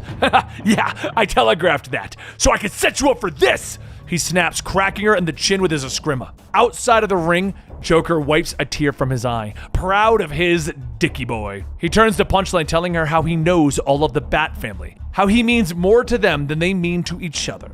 Dick leaps at Barbara, preparing to strike again, but she manages to backflip away, still trying to talk him out of his hypnosis. Punchline looks at Joker. "Ta-ta, demolition time! You remember the servant, right? The preposterous tribute that they built in your name?" The Joker laughs, remembering the dead butler. "Go, do the place," he tells her with a wicked grin. Meanwhile, in the ring, Dick hits Batgirl with a series of blows that leave her staggered, telling her that the Bat family will no longer persecute them. "Time for you to pay," he tells her. but she snaps out of it, uppercutting him hard. Listen to me! She's trying to get through to Dick Grayson. This isn't him. He shouldn't be working for Joker. Listen to my voice. Let it sink in, and until it jogs something, try to remind you of who you were, she tells him, chasing him as he tries to dodge away. You are not Dickie Boy. You are not rich. You're not some anonymous guy in an action suit. Your name is Dick, and you were the best, the first Robin. You built the Teen Titans into an enduring force. Look at that suit! These days, you're Nightwing. A bullet tore through the side of your head and almost killed you. And ever since then, you've been victimized by people who tried to warp your mind and control you. Don't let them. Be the man that you really are. Barbara yells at Dick, trying to get through to him. He pauses, leaning back, staring at her as she delivers her speech. Meanwhile, at Alfred Pennyworth's Children's Hospital, Punchline congratulates the clowns on what they've done in the electrical room. She pulls out Batgirl's comm unit. Guys, it's me, I need help, the Joker! He's at the Children's Hospital with a bomb that... Oh my god, no, don't! She screams, getting the Bat family's attention. Batgirl, on my way, Drake out! Drake yells in reply. At the fight, Dick Grayson is stopped, telling Barbara that he finally knows who he is. But he suddenly whirls around, throwing a punch that she barely dodges. That means the gloves are off, she tells him, cracking him in the face with his escrima stick.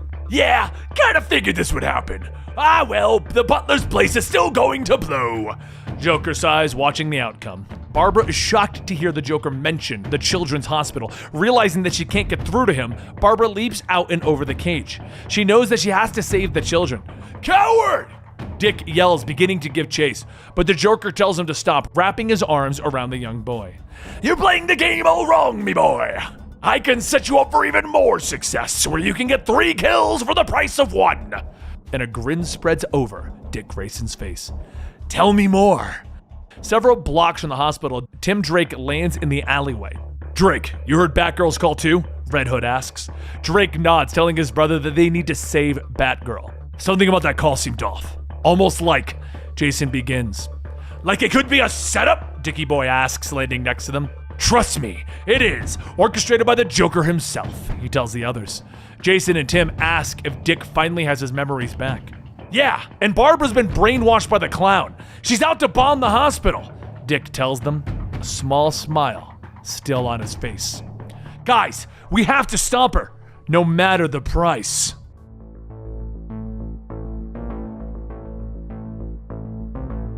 As the sirens go off, Bea thinks to herself the same thing that she's always thought about Gotham. She hates it. But if she could, at the very least, she wants to help Rick Grayson, the person that she's been helping try to get back his memories. And she's decided that that's what she's going to do.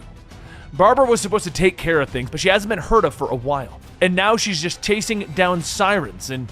Wait, what's that? Out of the alleyway, Bea sees Rick with Drake and Red Hood surrounded by clowns. Red Hood says that they're gonna have to cut their way to get to the hospital and deactivate the bomb. And Dick tells him, yeah, bomb, like boom time, kitty body strewn into the rubble. Red Hood pauses for a moment listening, and then he looks back at Dick, and he notices that his clothes seem familiar. A grin spreads over Dickie Boy's face, and he says that he's kind of offended it took him this long to figure it out, that he was the one fighting against Red Hood. Dickie Boy grabs Drake by the neck, punching him, and then he kicks his leg back, cracking Red Hood in the face. Drake and Red Hood begin to pick themselves up, and Dickie Boy says, I was wearing a mask earlier, but now it's time to get out the toy box. And as for the name, you guys can call me Dickie Boy. As a pair of clowns grab Drake, Drake says, this is twisted. Nightwing is... And Red Hood fights his group, telling him, I know, he's working for the clowns. Dickie Boy bashes Red Hood in the side of the head, telling him, no, I don't work with them. I'm the boss's kid. So that makes me management. Red Hood reaches for his gun, telling Drake, hurry up inside and take care of the bomb. I'll handle him. Drake vaults over the clowns, telling him, remember, Nightwing is family. Don't hurt him, Jason. Red Hood gets up, stating, that's completely up to him. But if he steps over that line... A couple of clowns close in, and Dickie Boy gets in first, telling him, this one's on me, guys. As Dickie Boy hits Red Hood over and over, he says, this is like Little Red Riding Hood, except the role of the big bad wolf is played by myself. And naturally this time, the wolf is going to win. But up on the rooftop, the Joker bursts out laughing, telling him, isn't this amazing? Our Dickie Boy has a chance to finish what he started all those years ago by snuffing out Jason Todd for good. But just then, Batgirl swings in, kicking both Joker and Punchline, telling them, if we're gonna talk about finishers, can we start with yours? Joker gets up, telling him, I should have walked you off the roof when I had a chance. but Batgirl crashes down on him, telling him, I should have aimed that rod at your heart. Batgirl scoops up the crystal, jumping down the ledge, yelling that they will not be controlling Nightwing anymore. Down on the ground, two clowns high-five as Red Hood lays on the ground and Dickie Boy reaches for a gun. Red Hood slowly gets back up, telling him, you might have a gun, but you don't have the stones to pull the trigger, Dick. Dickie Boy fires 2 shots at Red Hood's feet and he asks, oh, I don't? The gun is aimed a little bit higher and Dickie Boy asks, which eye, Red Hood? Right or left? Batgirl kicks him in the back of the head, telling him, how about neither? Dickie Boy then kicks her off, asking, again? Can't you see I'm not interested? The gun gets turned to Batgirl, but Batgirl tells him, you wouldn't. Dickie Boy cocks the gun. Hell, I won't. It's in my jeans. Up at the rooftop, the Joker yells, asking, did you hear that? Dickie Boy is stepping up to take charge of the old family business. Do it. Pull that trigger. Dickie Boy gets ready to squeeze down, and Batgirl tells him, think for a moment. You aren't what that sadistic psycho did to you. This isn't you. You can't do this. Dickie Boy begins to struggle with the gun, but before he can pull the trigger, B runs in, picking up the crystal, yelling, you're not that maniac's son. You don't have to take orders from guys like him. You stop them. You've been abused for too long. You've been used by people who have weaponized this crystal for their own gains.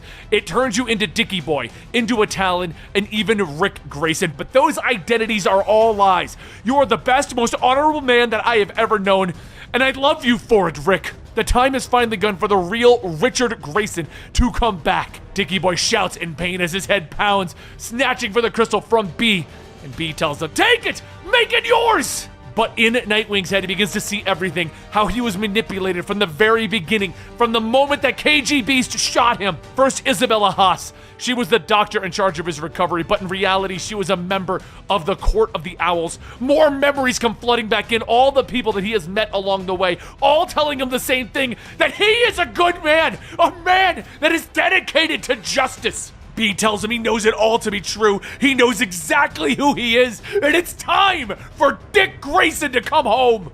Dickie Boy looks at the crystal, throwing it to the ground. B asks, Rick? Dickie Boy stomps on the crystal, telling her, not Rick. Dick Grayson's home. A voice says that he's back again, and Batman swings down. B watches as the Bat family welcomes back their own as she wonders, does he even remember his time with her? Just then, Drake runs out yelling, it was purple. I picked that one because I figured that's what the Joker would have done. And I was right. The bomb's disarmed. Soon, everyone begins to look around asking, where is B? And over in the alleyway, the love of Rick Grayson's life walks away, crying, telling herself that she hates Gotham. She always has. And now there's one more thing that she's gonna hate about it. It's taken Rick Grayson away from her. And that concludes the Dick Grayson arc. He is now back to being Nightwing, but if you want to know what happens, keep watching this video, because he's going to join Batman to wrap up the Joker War.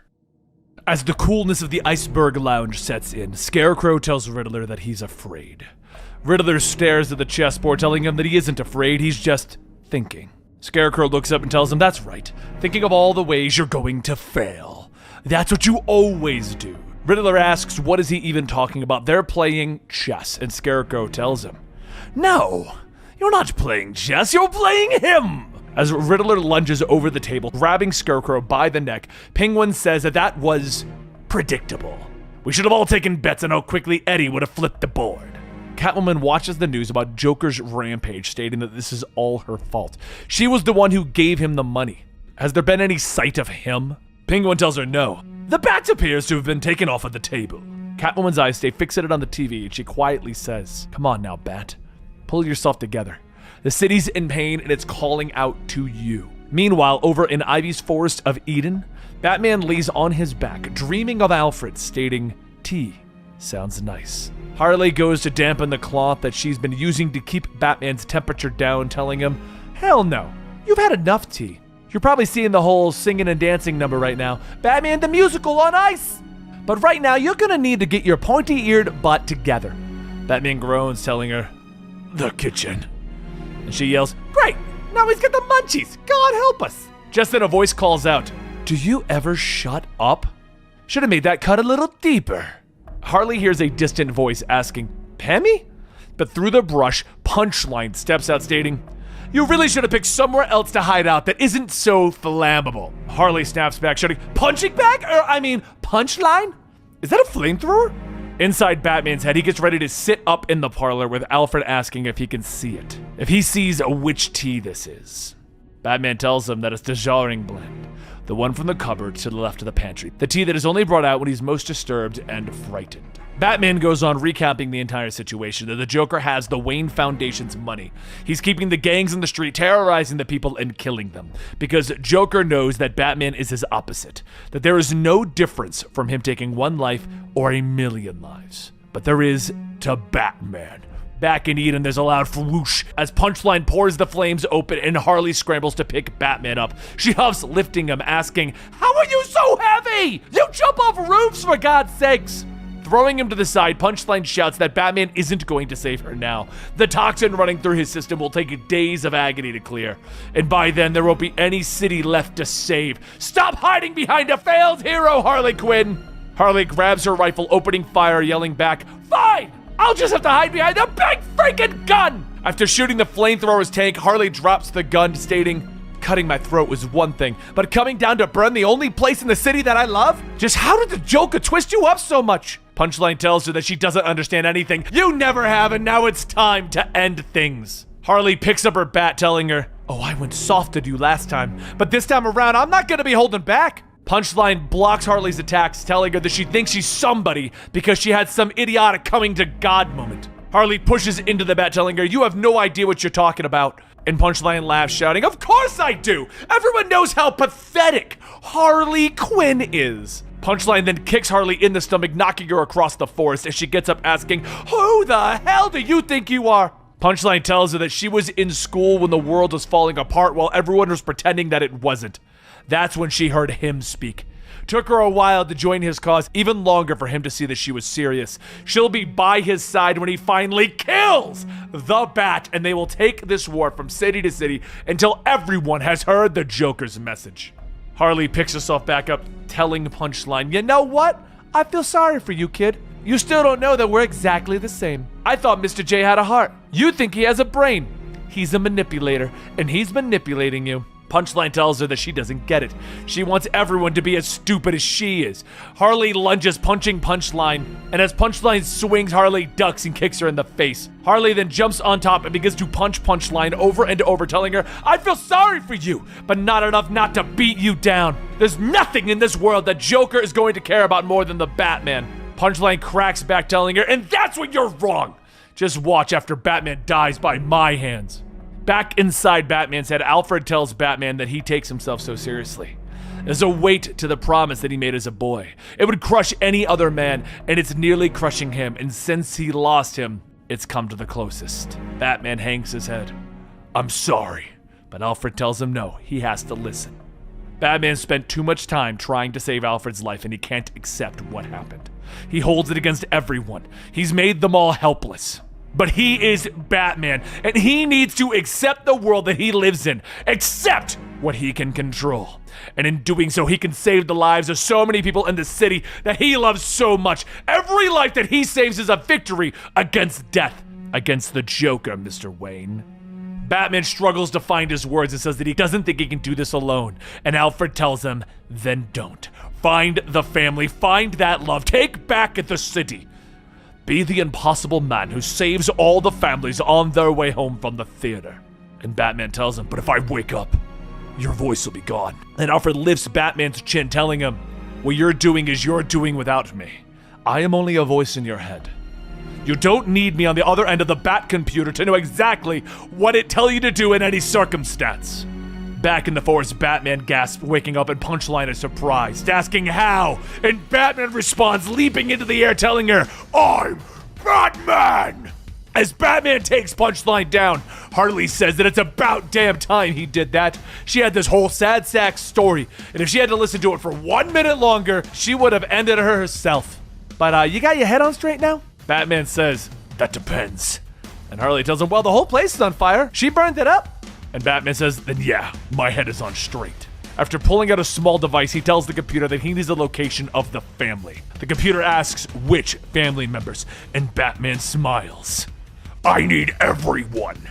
Meanwhile, over in the lounge, Catwoman says that she's leaving, and Penguin says that he believes that he told her that's already impossible. She says that it won't be. He's coming with her, and so is the Riddler. Penguin asks why on earth would she want to recruit them into the superheroics during a Joker attack of all things. And Catwoman then turns, asking him, what if I told you I could make you a billionaire? Back in the city, the Joker laughs to himself as he brings his briefcase into the parking lot, and his driver tells him that it has been made to his exact specifications. The Joker says that he knows. That's why I'm laughing. This limo is the most ludicrous thing that I've ever seen, and it's perfect. Now take me to Ace Chemical. Go the long way around. As the driver pulls into the burning city, the Joker asks, isn't it nice seeing the city wake up like this? It feels like it's been pretending to be something that it's not for such a long time. Remember the grit on the street walking home? Not sure if you're going to be mugged by a robber or a cop. The only difference was their uniform. You know, he tried to change that. Tried to root out the corruption, make everyone believe in something selfish and strange. A child's fantasy of justice infecting this city. Stripped the dark life and danger from it and made it into a cartoon show. And the Bat never saw the truth. He never saw Gotham's festering, rotting, hungry face, desperate to swallow you whole. He thinks that it's his city. He bought his way into giving the city a mass delusion to make it forget what it is. Gotham doesn't care about good or bad. It just doesn't want to be bound by anyone's rules. It just wants to be free. It wants to hurt people. It wants to be dangerous again. And that's what this is all about. It's getting the ball rolling. It's making this all a bit more dangerous again. As the Joker pulls up to the Ace Chemicals factory, his phone rings, and as he answers it, he says he was beginning to think that she was dead. He shoots his driver, and Punchline asks what was that, and the Joker says, oh, nothing important, just cleaning up a mess. How'd your meeting go? Punchline scoffs, telling him, poorly. They got the one-up on me when Batman was supposed to be down for the count. They tied me up and left me for the cops, but our boys got here first. But that also means that he's been out there and working for a few hours. Joker walks into the plant, shooting the rest of the clowns inside, telling her, that just means that we're ready for the final act. The streets are in chaos, but it's time we put your chemistry to use. Your toxin's already en route to finish the job, but we're going to clean up here a bit first, to make sure those theaters are filled. Punchline says that Batman's going to come for him. Isn't he even a little worried? And the Joker laughs, not at all! Just need to put on my new suit for when he arrives. Elsewhere in her location, the Bat family gathers and Batman tells them that he is glad that they are here. He should have brought them in from the beginning. The last year has been hard, but he thinks that he's seeing clearly for the first time in a long time. The city is in chaos. Joker is using everything that he built up to lay the city to waste, and it's only going to get worse. Batwoman and the GCPD are already storming Wayne Enterprises, and is going to cut off the new supply of vehicles and weapons. And Lucius has been rescued. Right now, theaters are filling all over Gotham, and Joker's going to play a movie, and then he's going to kill them. They need to stop it, and stop the violence on the streets, and it's a lot to ask, but he knows that he can trust them to take the city back. Dick Grayson asks where will he go, and Batman says Ace Chemical to end this. Harley jumps down from the back, stating that she's going with him so that she can kill the Joker. Batman tells her that that isn't going to happen, and Harley shouts, asking, why the hell not? That's the whole reason I even came here. Batgirl yells that they don't have time for this, and Red Hood says, she's right, we've got incoming. Several buildings away, a clown fires a rocket, and Batman turns back, throwing a batarang, intercepting it. The clown watches the rocket detonate and then laughs, stating that he's going to buy an island with their heads. But Spoiler and Orphan tell him, no, you won't. As everyone then gets ready to move out, Dick tells Batman that he needs to go. The rest of them will get the city under control. But before Dick can leave, Batman tells him to wait, and he pulls out a case. As he opens it, Dick sees the Nightwing costume, and Batman tells him that it's good to have him back. A short while later, Batman jumps down and begins to walk in when he hears a gunshot. He stops to look back, and a second shot is fired, grazing his shoulder. Damn it, Harley. Harley asks, why the hell do you think I kept saving your life? Didn't you get the big picture? It's time for the Joker's story to end. Batman rushes back, grabbing her, telling her, I cannot let that happen. And Harley yells, that's not good enough anymore. I should have let the toxin do its job. I thought you'd pull your head out and see what we needed to do. She pushes herself back, telling him that she knows that he can just take her out. So here's the deal. If the Joker kills him, she's taking the shot. Screw whatever code they have. If the Joker's going to get away with killing all those people, she'll shoot him down. Batman tells her no, and Harley says that if that's the case, then put her down. Hard. Make sure she doesn't get back up. This story needs to change. It needs an ending. Batman takes one last look at Harley, and instead of subduing her, he walks inside of the facility. And as the door opens, Batman calls out, It's over! We'll have the city back in a few hours. You're going to be incarcerated before then. So do whatever you're going to do, but just know, I'm ready for it. Joker calls out, Really? You didn't treat the dead back at the Monarch very well. But this one is special. Been saving it for the grand finale. Dug him up myself. An infected Alfred shuffles his way forward with his neck snapped and spinning as he says, Batman steps back. No, this isn't real. He then hears the cocking of a gun and the Joker steps out wearing the experimental bat suit from when he was poisoned. And Joker says, I promised. You weren't ready for this at all. Later, back at the clock tower over in Burnside, Batgirl takes off her mask, telling the computer to become active. She's going to need eyes everywhere. Activate all CCTV systems, traffic cams, and cell data. She takes a seat, grabbing her eyeglasses, stating, It's time to let everyone know the Oracle is back online. Oracle sends out a broadcast to every TV, cell phone in the city, telling them that she's going to tell them what they already know. What they're all witnessing is happening because of a horrible web of money and corruption that is paralyzing the city's institutions. What the Joker planned at the theaters was meant to kill everyone, so stay inside and lock your doors. Meanwhile, Nightwing fights his way through another group of clowns and he says, That just gave me chills.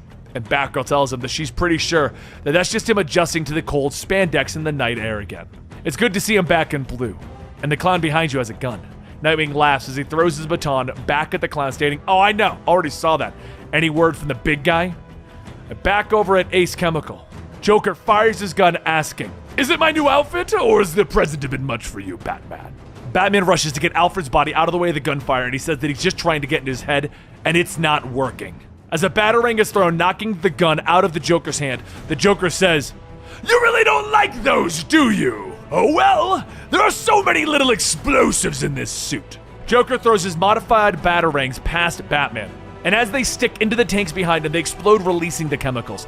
Batman picks up Alfred, telling Batgirl that he's going to need backup. The Joker has taken Alfred's body and is weaponizing it. But just then, the radios short out and the Joker asks, What are you doing? Calling for help is cheating! Good thing I just killed the radio with your fancy doohickey! He then stabs Batman in the back, and Batman yells for him to shut up! Joker tells him, Come on, let's be honest, it's the costume, right? I finally look as stupid as... Batman spins back, punching the Joker, shouting for him, Shut up! Joker laughs, That's the spirit!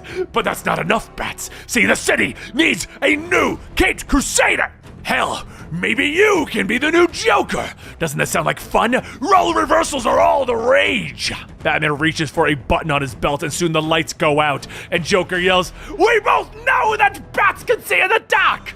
Just then Batman punches and shatters the helmet the Joker's wearing, telling him, You are not a bat! Joker is thrown over the ledge, and as he bounces off the ground, he reaches for a device, pressing a button. Okay then, let's try this another way. As the explosions go off elsewhere, Punchline says that this wasn't supposed to happen. We're not ready yet. She grabs the radio, screaming, telling the clowns to give her something, but as she waits, she gets nothing. And a few moments later, the underbroker steps out. I'm sorry to inform you, but I must bring our dealings with you and the Joker to an end. Punchline shouts, asking, Are you serious? We've given you more money than God. The underbroker tells her true, but that money has been taken. Should you come across any more money in the future, you know how to contact me. Punchline takes out her phone, calling for the Joker, and as she gets his voicemail, she tells him it's all over. She's sorry. She thought she'd be able to handle things a little better. She remembers the plan and she loves him. She'll never stop believing. As she looks back, she sees Nightwing standing there and he says, Oh, I've heard a song like that before. Hi, we haven't met. Well, not really. I've been out of town for a little bit. Back over with Batman, he calls out to the Joker that it's over. His family has taken the city back. There isn't going to be a war. Joker laughs as he appears behind, stating, That's the thing! You've already missed the war! We're on to the aftermath, Bats! He slams his knife into Batman's back and twists, stating, "The theaters were just to get under your skin. This whole thing, it's about the two of us. It's about this suit, the suit you'd wear when you finally saved Gotham once and for all. Whatever future you dreamed of where you got to wear this shiny costume, it's all gone. That picture of retirement ruined." Fire soon began to spread throughout the plant, and the Joker laughs, telling him, "This will break everything. No one will have faith in anything anymore, and why should they? It didn't stop a few clowns from flying a bat plane through their window, and neither did Batman. Shouldn't you have stopped it all before it happened? It's going to be so much harder building back everything from scratch." And just as the Joker raises his knife, there's a bang and a bullet in the Joker's eye. The Joker falls back shouting, "Oh!" But Harley walks in with her gun, stating, "Hey, long time no see, Mr. J." The Joker laughs, stating, You didn't get the kill shot, though." And she says that it has to come from him. As Harley handcuffs the Joker, Batman asks what she's doing, and Harley sets down her backpack and pulls out 2 bombs, telling him, "We're going to have ourselves a little game. You're going to have to make a decision." She straps 1 bomb to the Joker and the other to herself, and Batman tells her that this isn't how it has to end. They can lock him up. Harley says no. The Joker is too dangerous to just lock up. It's not good enough anymore. Right now, you're going to have to choose either her or him. You only have enough time to get to one of them. Who is it going to be? The Joker starts to laugh. "I really do love a wild card. Looks like you're going to have to save me. You wouldn't risk leaving me in the butlet of roast, right?" The 2 men stare at each other for a moment, and Batman begins to walk in the direction that Harley ran off to. Joker asks him, "What are you doing? Come back here! Don't walk away from me, Batman!" At that moment, Alfred begins to laugh, and the Joker turns back, telling him, "Shut up! Just shut up!" But there's a ticking coming from Alfred, and a few seconds later, another explosion. A big explosion. A week later, Harley wakes up in the hospital bed, stating that she just had the weirdest dream. He was there. And this mean lady with a dumb name who wasn't even funny. How long has it been? Batman tells her a week, and Harley smiles, stating that she knew that bomb was a good one. But he almost fooled her. Is he dead? Batman tells her that he found the Joker's bomb intact, deactivated just in time with the tools used from the batsuit that he was wearing, and there's no sign of him. Harley sighs, stating, "Yeah, the Joker never really was an encore kind of clown. When the big show ends, he heads underground." Batman looks out at the windows, and as he takes in the city, he says that the city has changed.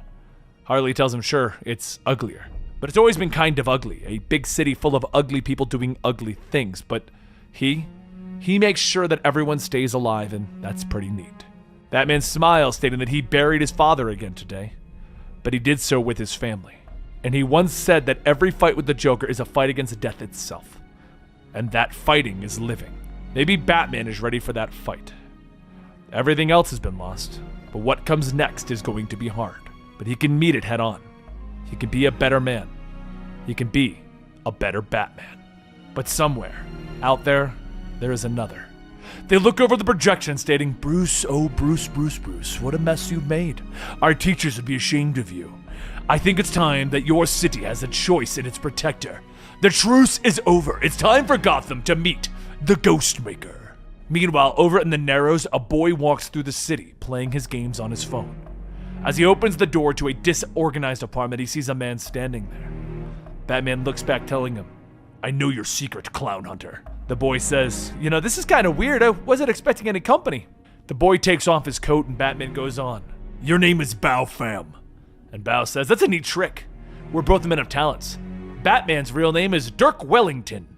Batman goes on. Your parents were killed by the Joker 5 years ago. But Bao stops him, telling him, if we're gonna do this, we gotta do it the right way. I need my mask. As Bao grabs his helmet, Batman asks, how many clowns did you kill? And Bao says that he was trying to keep count, but he got it all screwed up. And, not enough? Yeah, not enough. Batman asks, why did you do it? And he yells, because after the third night of clowns firebombing the place, he realized Batman wasn't coming. They had to be stopped. It was stupid for him to believe in a guy that could save him, or his parents, or anyone. The cops came by. They said the clowns dug up my parents. They found the remains burning in a theater in Crime Alley. They also said that there were batarangs at the scene. You punched my dead mom and dad, and you set them on fire, and you let the devil live. And now, All those who wore the clown mask just get to take them off and walk down the street like nothing happened. So what now? Are you going to arrest me? Batman tells him no. The neighborhood supports him, and turning him in won't do any good. But there is an option. He hands him a card telling him that this will get him in touch with Leslie Tompkins as she can help him. Batman leaves and Bao says help would be nice. But maybe when he's finished. Meanwhile, over in Robbinsville, two men sit at a bar in a diner and one says to the other that it's a rather large stack of papers. The second man flips through the headlines of the Joker and Punchline stating that he was in an accident a few weeks back. Needs to catch up on what's been happening. The first man points to a headline with Punchline stating that there's plenty to go around. They haven't stopped investigating that Wayne fella and there's a clown girl all over the papers. The second man says that she's a real treat hunter. The first man laughs, telling her, I don't go much for the crazy type. The second man says, oh, but they're so much fun. At least until they slip a knife between your ribs. The two begin to laugh again as the first man says that he's a funny one. The second man tells him, I used to be a comedian. The first one reaches for his phone, stating that the Punchline girl, though, she's under house arrest after they figured she wasn't crazy enough to be locked up in Arkham. She put out a video on the internet that's got people talking. Here, check it out. The man holds up the phone and he taps on an app, and a second later, Punchline appears on the screen. She explains that many of them know her as Punchline, but her real name is Alexis K. Like many of them, she is a victim of the Joker, and she goes on to explain her thoughts and feelings and how she believed in the Joker's cause, and she learned how horrible they were. The second man chuckles. Oh, she's good. She even said what she was doing right there in the video. She spread his message. Ha! The trial is going to be a circus. There's no better place for a clown. The second man lights a cigarette, and the first one asks him, it's not you're not him, are you? And the man laughs. No. But you are. The second man exhales and he blows smoke into the first man's face, and the second man continues. Well, at least you'll be my body. They'll find it under the docks in a day or two, all bloated, skin bleached just right. The first man grabs his throat and he begins to cough and he falls off of the counter. The second man flicks his cigarette, pulling out red lipstick, stating, we just have to get you just right. A few moments later, the first man's skin turns white and a big red smile appears across his face as the second man says, very, very good. And there you have it. We are at the end of today's full story, The Joker War, which is the James Tynion run. Now, if you want to go catch more of the Batman storyline, go read issue 100, 101, 102. They're all continuing the storyline with the Ghostmaker and the tail end, like the teasers that were at the end of the video. If you watched the entire video, thank you so much. You deserve a cookie, and you may personally go eat a cookie on me. Whatever you eat, all the calories are going to go to me, so I'm just going to get huge and you can eat free cookies. All you want. That's what I'm giving you. Either way, guys, thank you so much. I really do appreciate your support. I hope you guys had a great time watching this video. We had a great time making it, and I'll see you next time right here at Comicstorian.